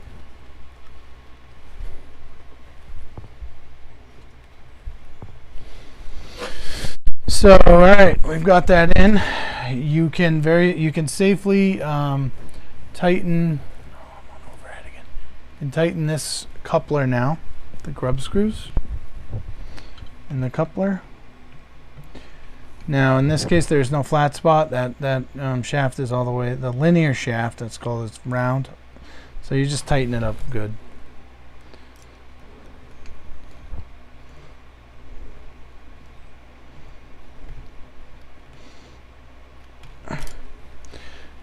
Again, remembering these are aluminum. They're steel grub screws in aluminum. They will strip. So you want them tight, but you don't want to over torque them. Because, well, two things can happen. You can actually strip the grub screw because it's really small, the hex hole in it, or you can strip the aluminum. Don't ask me how I know. Alright, now these pulleys are going to line up with ultimately where the belts are going to go on either side. And you're going to want to leave those loose because the same deal, we're going to need them centered with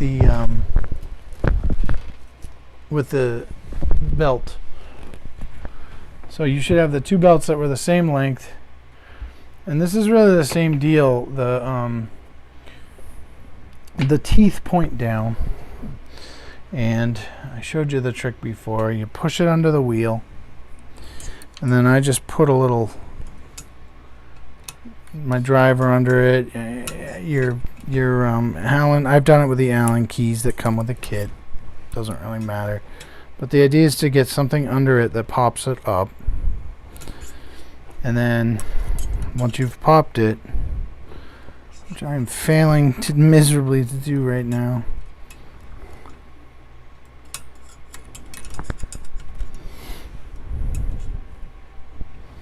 there we go. Yeah, once you popped it, it usually goes right where you want it. So you go up and back down.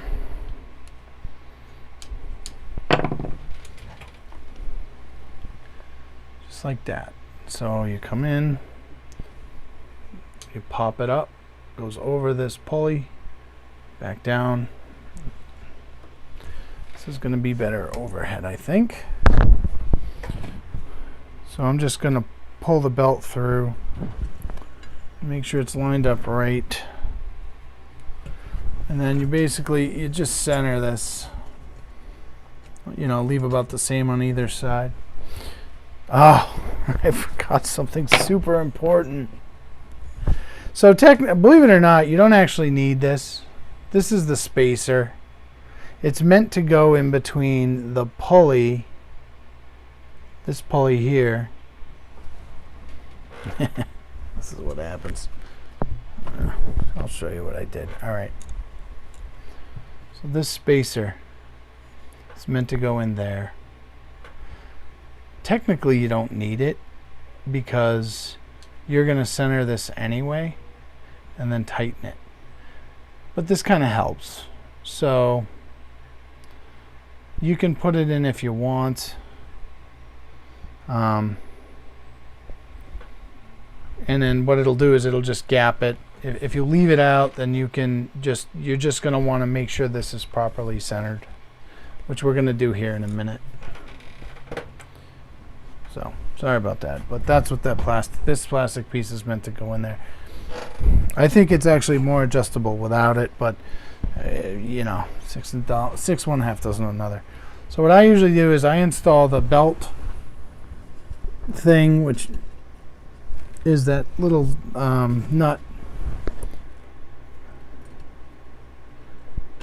that we made a bunch of, like 6 of. Ugh.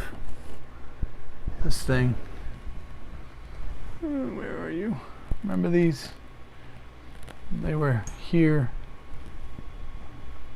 and here. Same thing. Same exact process. Push it through from the end once you have the belt where you want it. Now usually if you push this down, you can stop it from turning. Yeah, that one's behaving. It doesn't always work. Now, see, it's spinning, sucker. It's such a pain. So that's where you gotta kind of get in with 2 and hold it from turning. Alright. So this is where I'm going to adjust my tension. So I'm going to take one and I'm going to put it in this side, just like I did on that other side. And actually, how I usually do it is I get it like kind of tight.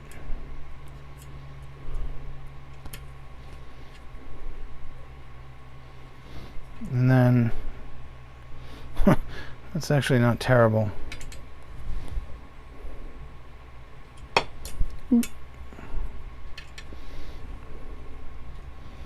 Alright, I'm just pushing on this, and it's a little tight, but it's okay. There's just a little bit of play there. Flip, flip. Right here, there's just, I can push it in a little bit. You can just see it flex that little bit. And that's what I want. So actually, touching it there, it's perfect. We're going to repeat that process to the other side. Now notice I left these pulleys loose. You want to leave them loose, and I'm going to show you why here in a minute. Do not tighten either of these pulleys. Leave them both loose. Where's my belt? So same deal. I'm pushing the belt through.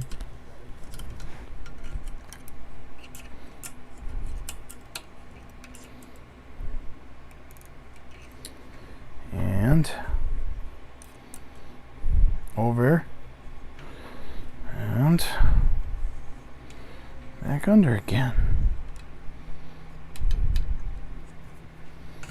All right. Now I'm going to straighten that right out. Center it. And I'm going to do my rear deal again.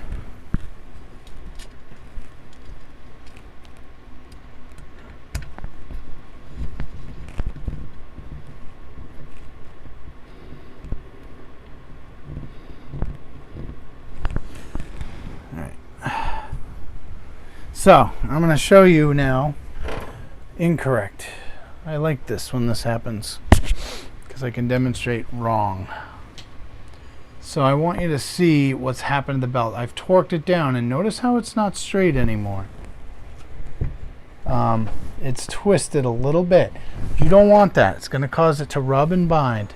So to fix it, you loosen that a little, and then you pull on the other side to get it to straighten out. And then you tighten it again until it's straight. You want it straight. That one, see how nice and straight that is? That's how you want it.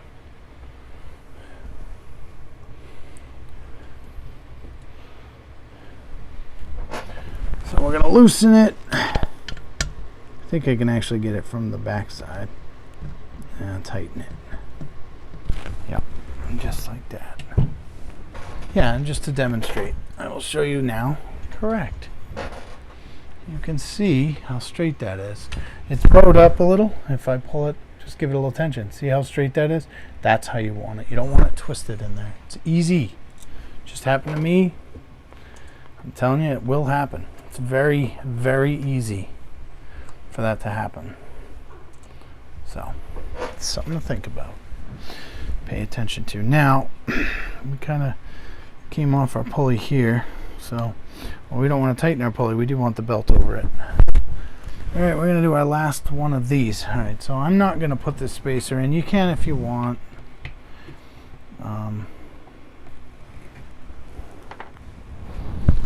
So I'm just going to kind of put this last nut in.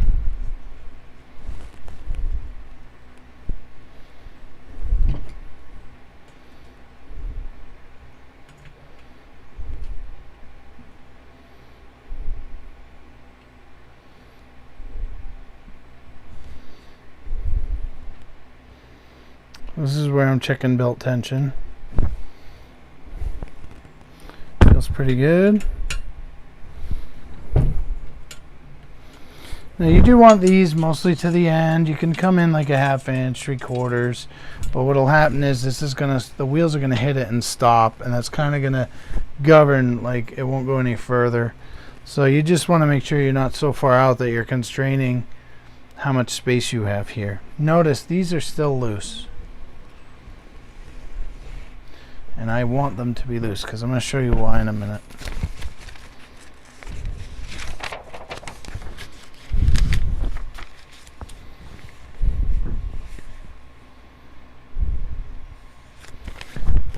Alright, belts.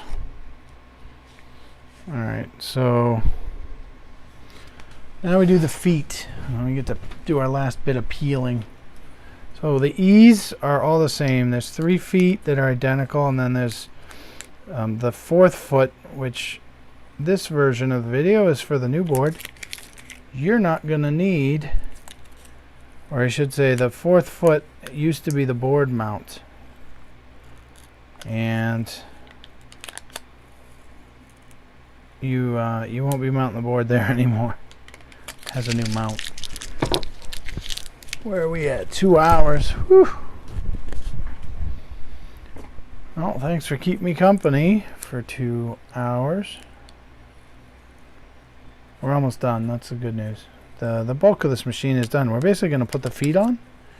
We're going to hook up the board. We're going to connect the electronics. A couple little things calibration wise. This video will not cover the software installation side. Tony usually does those. So I'm not going to demonstrate that in this particular video. This is just the mechanical assembly.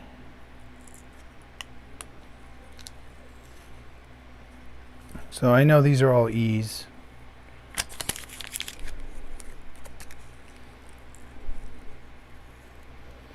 Thought we were done peeling. Nope. Why not? And then F, this used to be where the board would get installed actually. But it's also the foot. And I actually asked if we could have the factory just give us a 4th one of these. For some reason they won't do it. So it doesn't really matter, it's just a different foot for that one corner where our board used to get installed.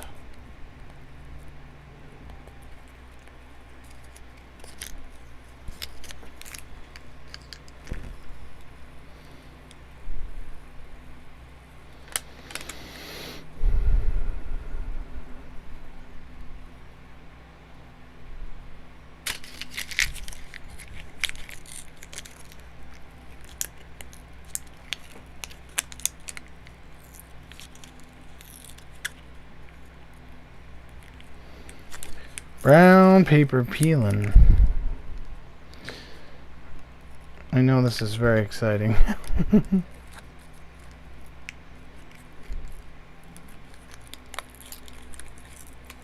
Hopefully you're finding this helpful.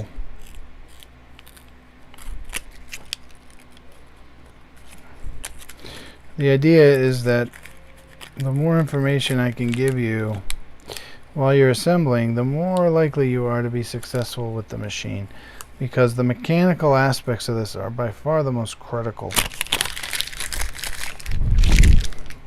Because if something isn't right mechanically, you're gonna have problems. So the board used to mount on here, and this is gonna be your rear foot there, and then the other three go in the corners. So basically, here, let me do this. Oh, I lost the camera. All right. Let's see what we can do about that. Hang on a minute.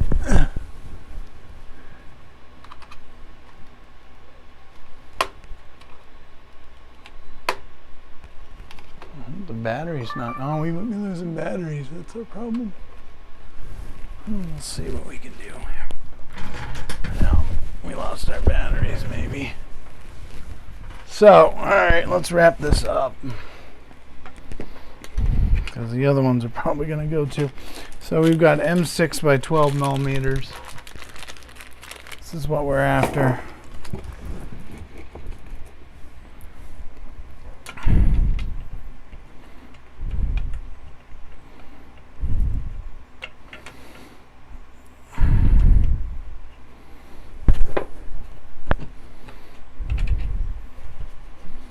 And you want to check for flush, same as we have been.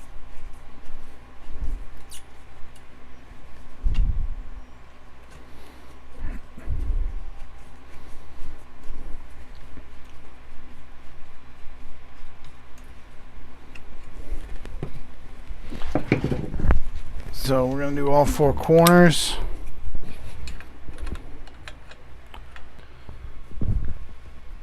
Tightening the M6 bolts for the feet on the frame.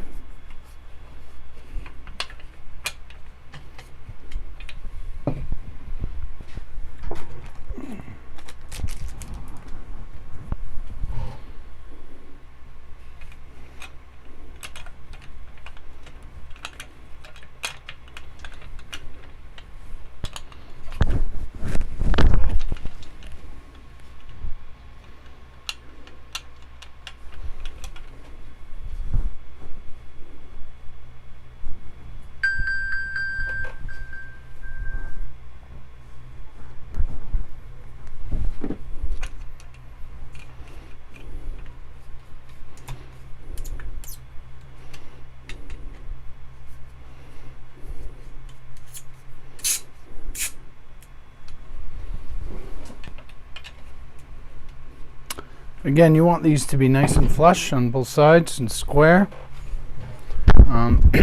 The two holes generally ensure that they are, but just something to bear in mind. Now I'm going to flip this around. As you can see, this carriage is very free, or the gantry rather, and the carriage. That's what you want to see. If there's binding, you will have mechanical issues.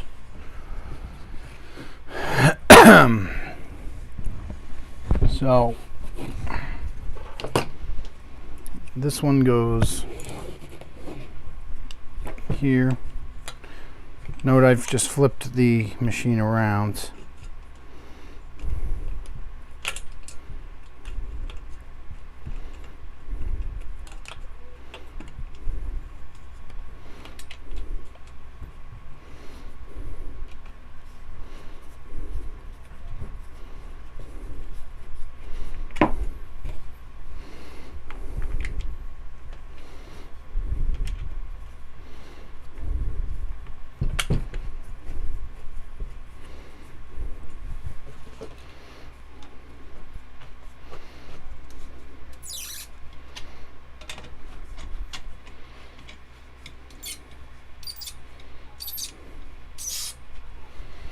All right, and then the last foot, and again, this used to be the control board mount, goes here.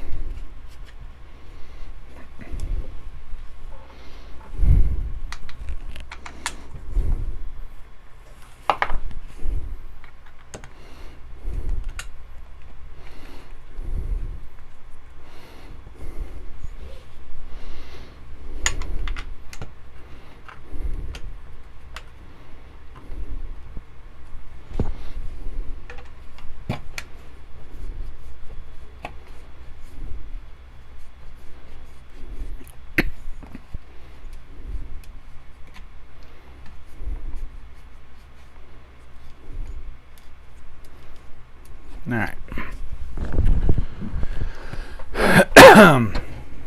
So we're going to do a couple things.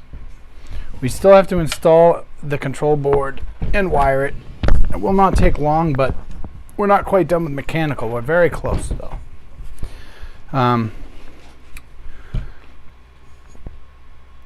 We've left these two pulleys loose, which is actually one of the reasons this moves so freely. It's because it's not actually turning the stepper motor.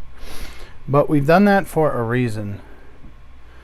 What you want to do is bring this near the edge of the front of the machine, and this is where your measuring implement comes into play. What you want to do, I'm going to end up using the close-in camera, but let me see, I think the above view is probably best for this. Yep. You're going to lay your ruler against the 2020 aluminum here. You're going to put it against the rod, and you're going to want to measure, I don't know, a couple, 2-3 inches from the side. You also want to make sure you have access to a grub screw on here and a grub screw on this side, because while they're loose, this is how you can square your gantry. So I usually put my ruler against the bar, and then I pick a number that looks like it's achievable. So here is 40 millimeters or 4 centimeters. So I'm lining it up with the 4 here. What I'm going to do is I'm going to tighten one of these. See, now I've pushed it too far while I'm putting the bit in.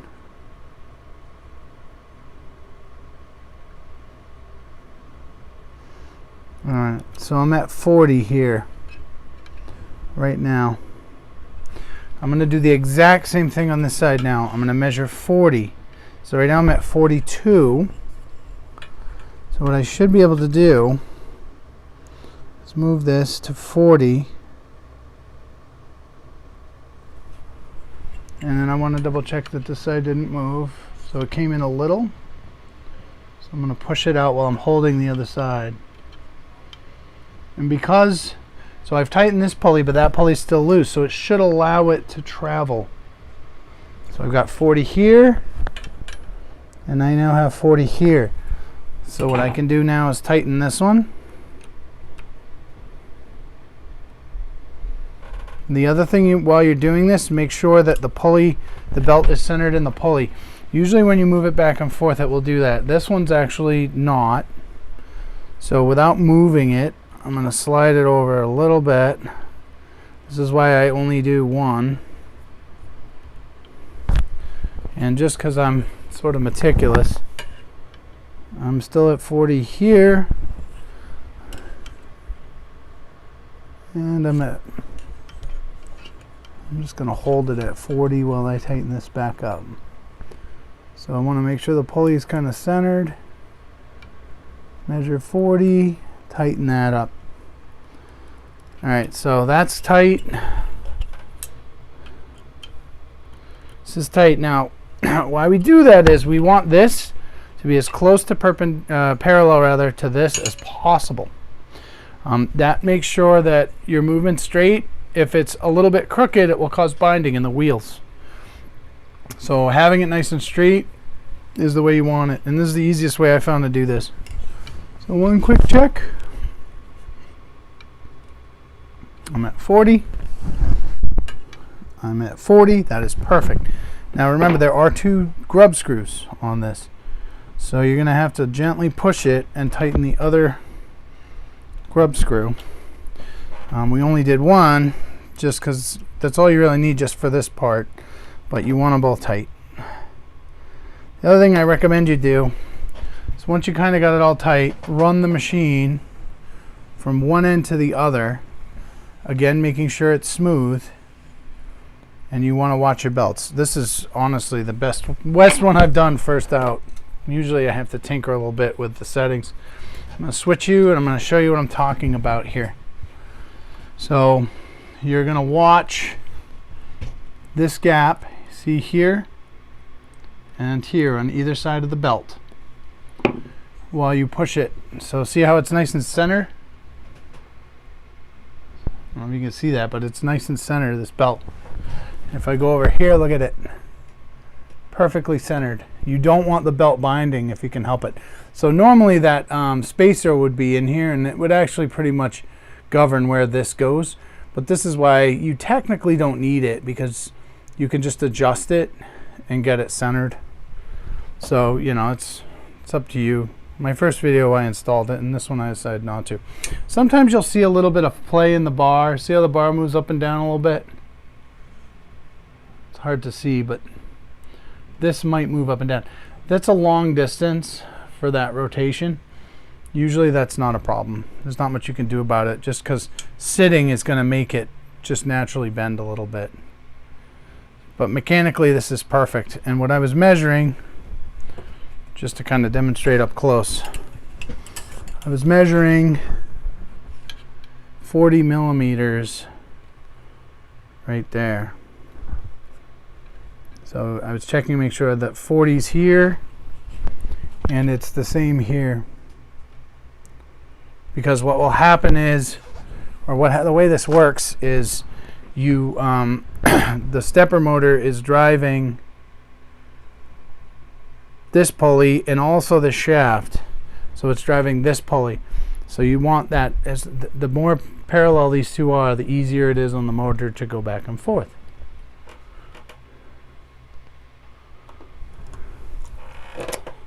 Okay. All right, aside from mounting the board, I believe that's the end of the mechanical assembly portion. I like to go around and just double check all my grub screws, make sure that nothing is off. But that looks great. Okay, so we can move some of this stuff out of the way, because we're going to move on to the control board installation.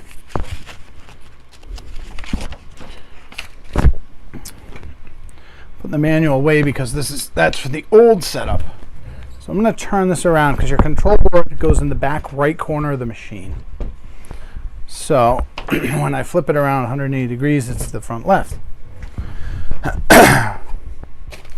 So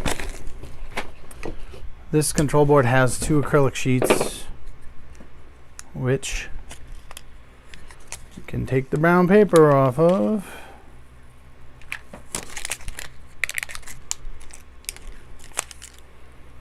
This installation is really pretty straightforward. I am going to cover a couple things about the board before I mount it, because it's easier to show.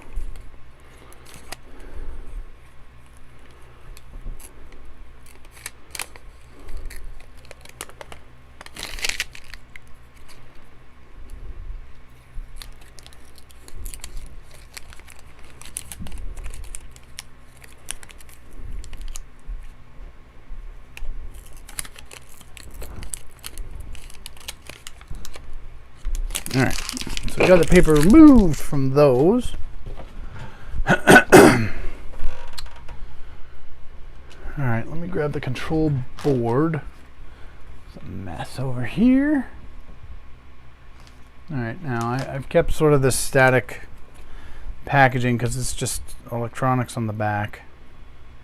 But I'm going to point out a couple things about this. So we're going to go to the close-in camera, and I'm going to show you this board. Now, a couple things about it. First of all, this is the power button.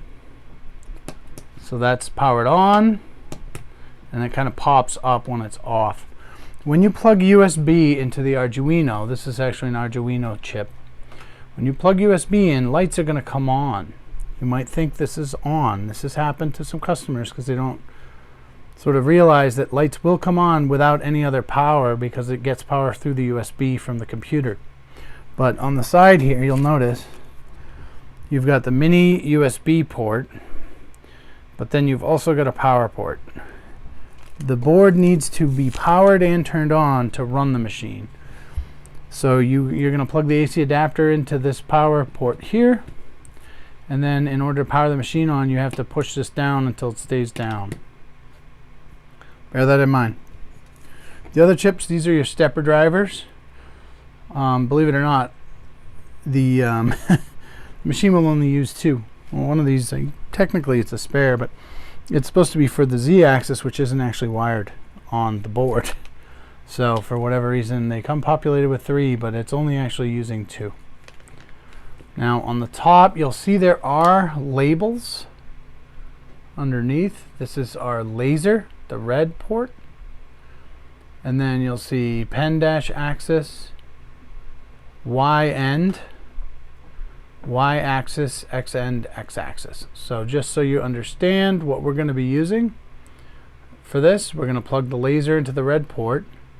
We're going to be using Y axis, and we're going to be using X axis. So the black is the X, and this one is the Y.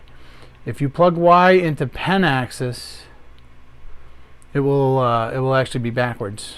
This can drive 2 Y stepper motors. Our machines don't have that, but it is capable. The Y end and the X end are actually for limit switches. If you had those, we will likely be offering a limit switch upgrade for this machine in the future, and it will use these ports. For now though, you're not going to use them. So you're going to be using this port here and this port here. The X axis is this. So that's where that's going to plug in. This is the Y axis, forward backward. So X is left right, Y is forward backward. I will cover this when we wire, but it's kind of easier to show this board this way. So all right, let's mount it.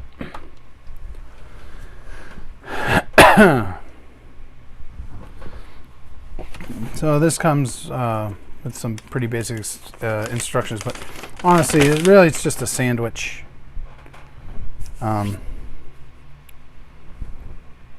So what we're going to do here is, this is the cover, so this will be the last piece we put on. I'll show you there. It's got a bunch of holes in it for air over the steppers. That's how you know. All these little holes. That's the top. So that's the last piece we put on. This is the part that the board's going to mount to, and then that mounts it to the rail. So the orientation is the 4 holes are on the lower side. So the top of it, there's more space above these holes. The bottom, there's less space.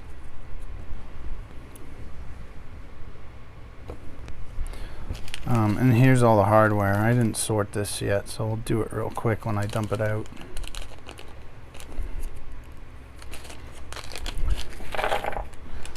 So you've got you've got 2 different size standoffs, because you have the standoffs that will provide support for the cover, and then you have shorter standoffs that the board mounts to. So let's get these sorted here. 1, 2,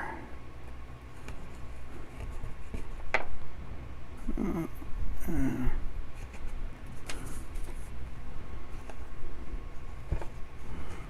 That's interesting. No, it's not an odd number of screws.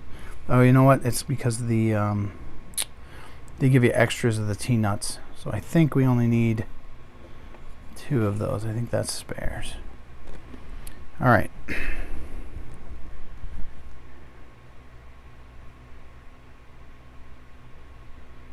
So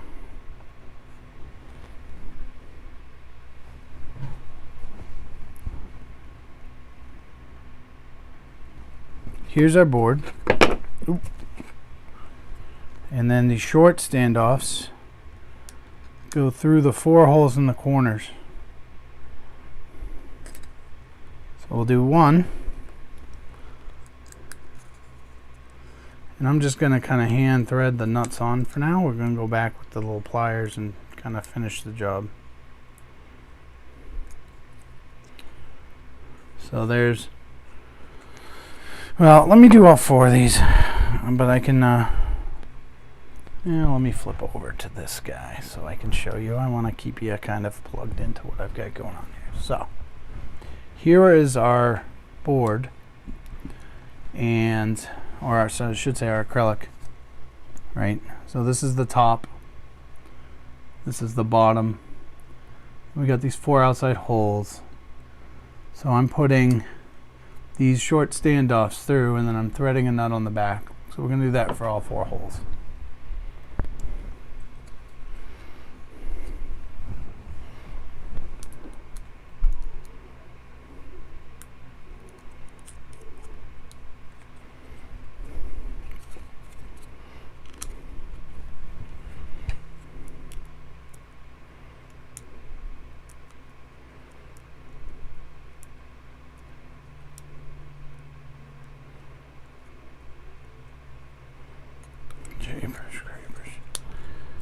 Come on.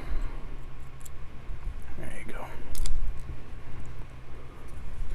Again, I'm just hand tightening initially. We'll go back and tighten things up in a sec.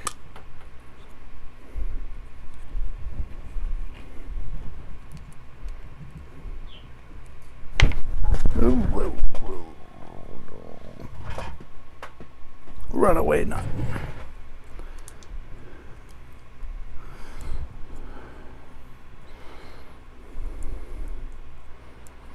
These are little. All right.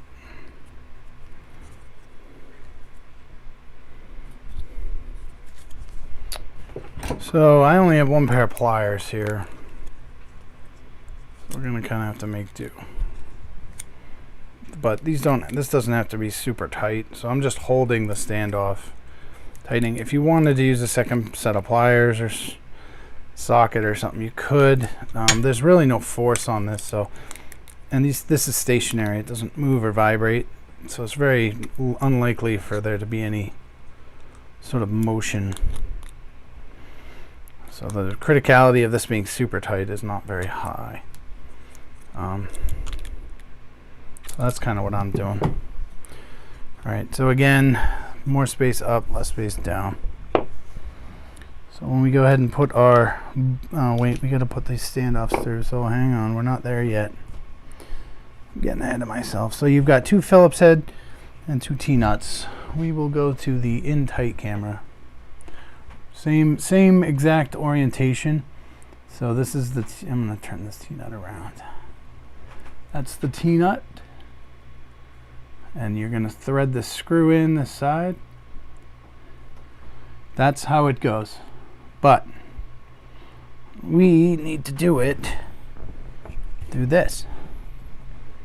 So we're going through the bottom holes.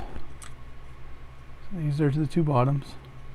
And notice the standoffs. So we'll doing it the way I'm doing right now. Standoffs are to the right. Screws are inside, pointing out. You have to mount this bracket to the rail, and then you put the board onto it.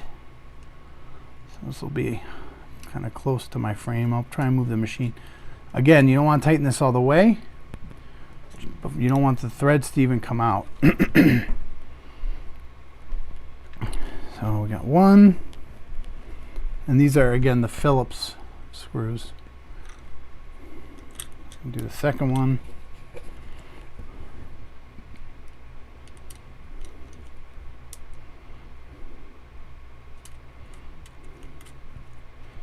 All right, let me smush this machine back a little bit so that it's kind of in the frame. Let's see what we can see here. Okay, I will use the in-close camera just to kind of give you 2 views of this, but essentially now what you're going to do is place this sheet next to here. So let's do this.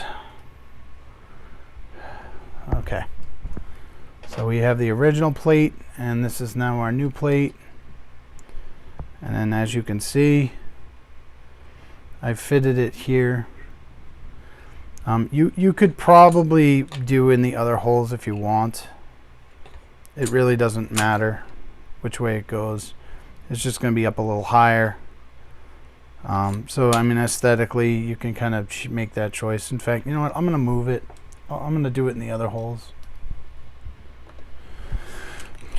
so it's more centered.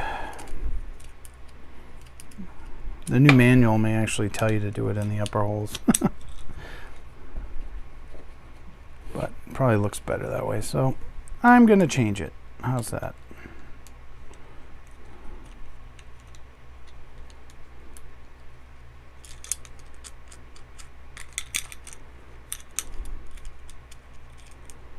Okay. Man, you could have watched a feature-length film instead of doing this. Again, this is verbose. It's a very long video, I understand, but again, the benefit is if you do this with me, you basically will have a completed machine by the time you're done. Alright, so let's go back to, and actually what's cool about this is it's clear and it's actually going to show how these T-nuts work. So let me flip to this view, and as you can see, what I've done is I've just rotated those nuts so that they're both straight and they'll fit in this channel right here. See? I'm going to put it right up against the other control board, just like that. Now, unfortunately, I don't have enough hands. Let me put you down for 1 sec. Grab my Phillips and install it, and then I'll bring it right back. So all I've done is push the Phillips head in. Now, as I turn this, I want you to watch what the T-nut does behind. See how it turned perpendicular? And that's what's going to lock it in. So you see it again with this one. See how that turns? So this is actually a really nice way of seeing how T-nuts work. So I'm sure that's very exciting. I'm going to flip you to this view. Alright, so I'm going to go ahead and just snug these up. You're almost done. Alright. See, what do I need for a driver? That one. Alright, our next step is to take the control board and we're going to line it up with the holes.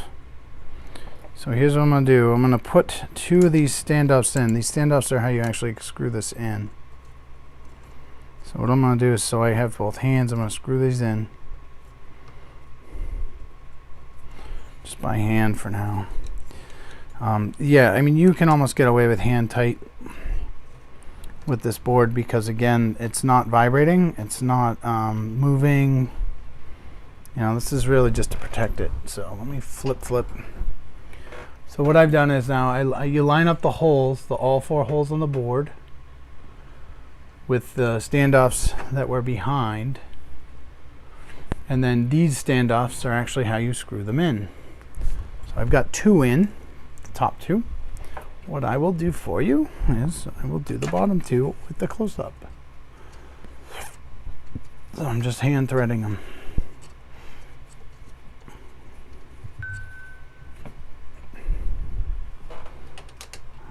On this side.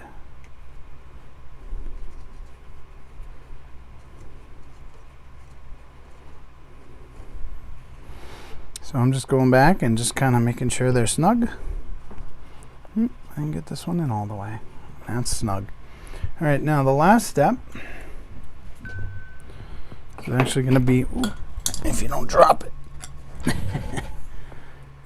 Oh, got it all dirty. That's great. The last step is to install the cover. And you'll see there's a hole. That's for the power button. And then those vents I mentioned are to go over the steppers because they can get warm. So those 4 holes are going to line up. 1, 2, 3, 4, and I'm going to use the screws that are left over to do this. So I am going to switch us back to that view, and I'm just going to hand sort of tighten these for now just to get the board in. Do the same deal with the top 2.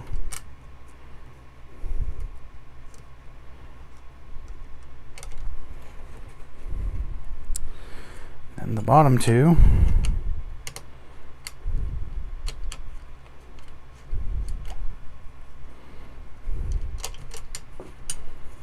And we got our little driver here.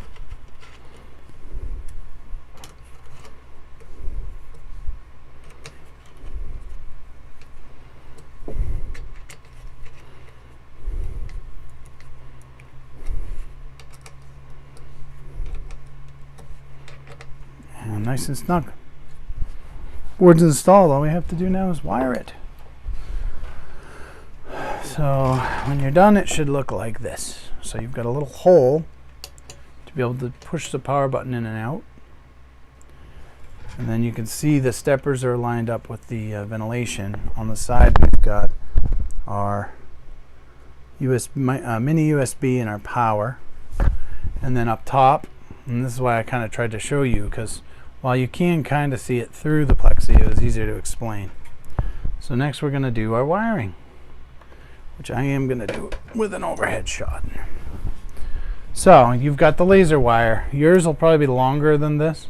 This is the original. The lasers I have are a set of test lasers I was sent before the production lasers were available. Again, remember, I've got this machine backwards. So on the top of your laser, this is the 15-watt fixed focus. The lasers all have basically the same deal. You're going to plug this in.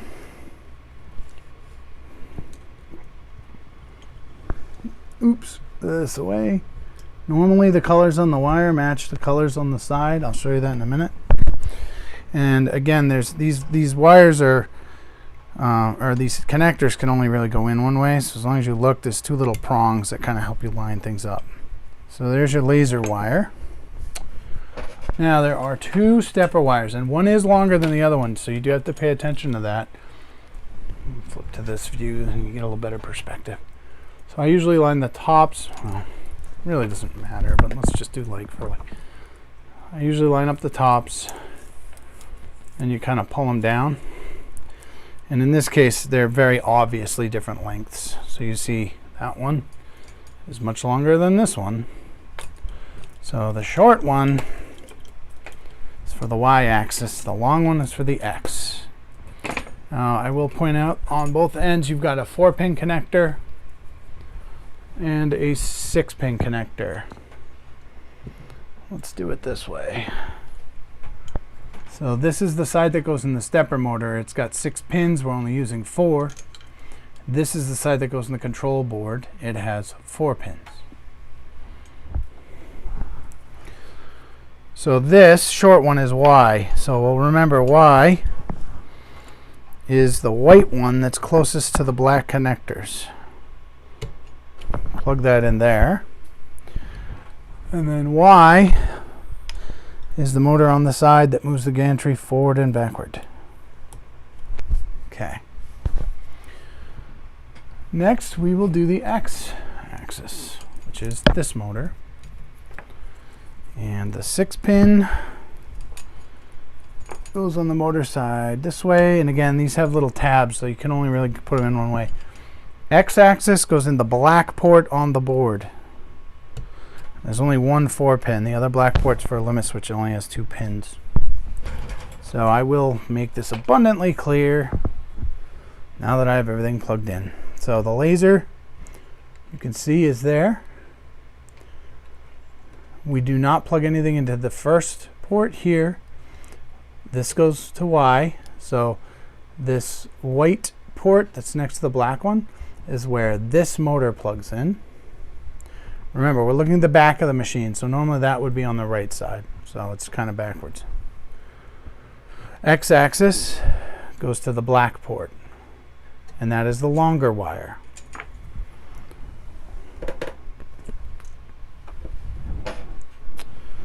All right, I'm going to rotate it around so we can kind of take a look at what we have. All right. So, this is a completely built machine. There is a little bit of extra hardware. Throw it in your hardware bin or whatever you want.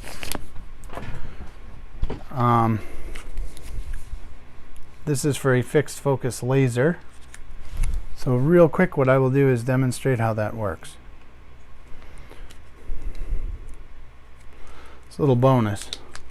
So after you've assembled this machine, so there are sort of this little plastic stuff that you can kind of try to wrap the wires in and manage them with some zip ties. These wires will get in the way as this machine's moving back and forth. So I recommend our drag chain upgrade, which essentially attaches to the stepper and then it routes the wires in this, it's called drag chain. It's like this plastic chain that kind of goes like this. Well, actually goes out like this to a connector here, and then there's a second one that goes back. Wires completely managed and out of the way. Best way to do it. I have seen folks suspend rubber bands from the ceiling and essentially try to kind of do this from some rubber bands. Ceiling view. So yeah, I've seen sort of this kind of deal. I saw a guy like bring some sticks up and do it, and there's a lot of kind of DIY approaches, but the best way is definitely drag chains. But let's go back to I'll zoom in here in a minute, but basically you have this. If you have a fixed focus laser, you have this little cylinder, that metal cylinder, and then you can see the lens underneath.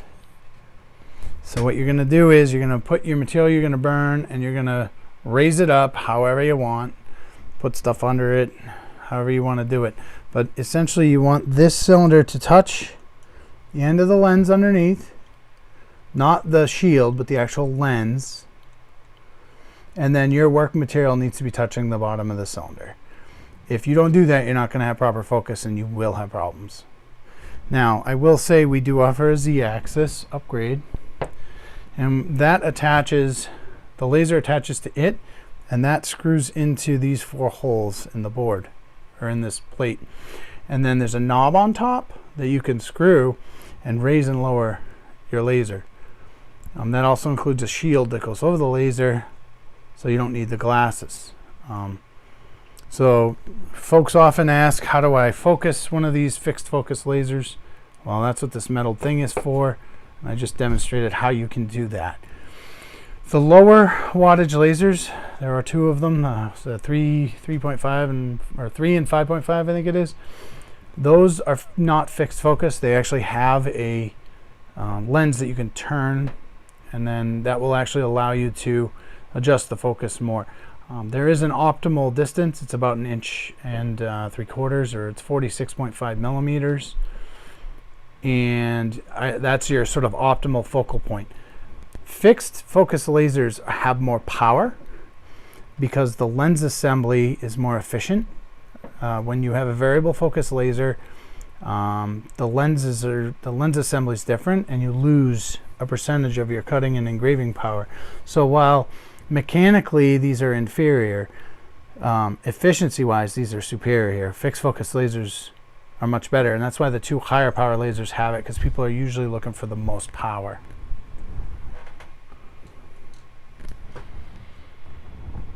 Alrighty, I think that's pretty much it for the assembly. Our Facebook group is very active. I'm in there all the time helping folks. We also have support that's formally available for all new customers. There's free support. I believe we offer typically an hour of help through a video chat if needed. So definitely take advantage of that. And we're always around to give folks a hand. So if you have any questions, feel free to pop into the group and ask away, and myself or one of our support folks or someone from the community will be sure to reply. It's a very active and very helpful group. So hopefully you have found this video helpful, and you have a lot of good luck with your YoraHome 6550 laser machine. Thank you very much. Jungle.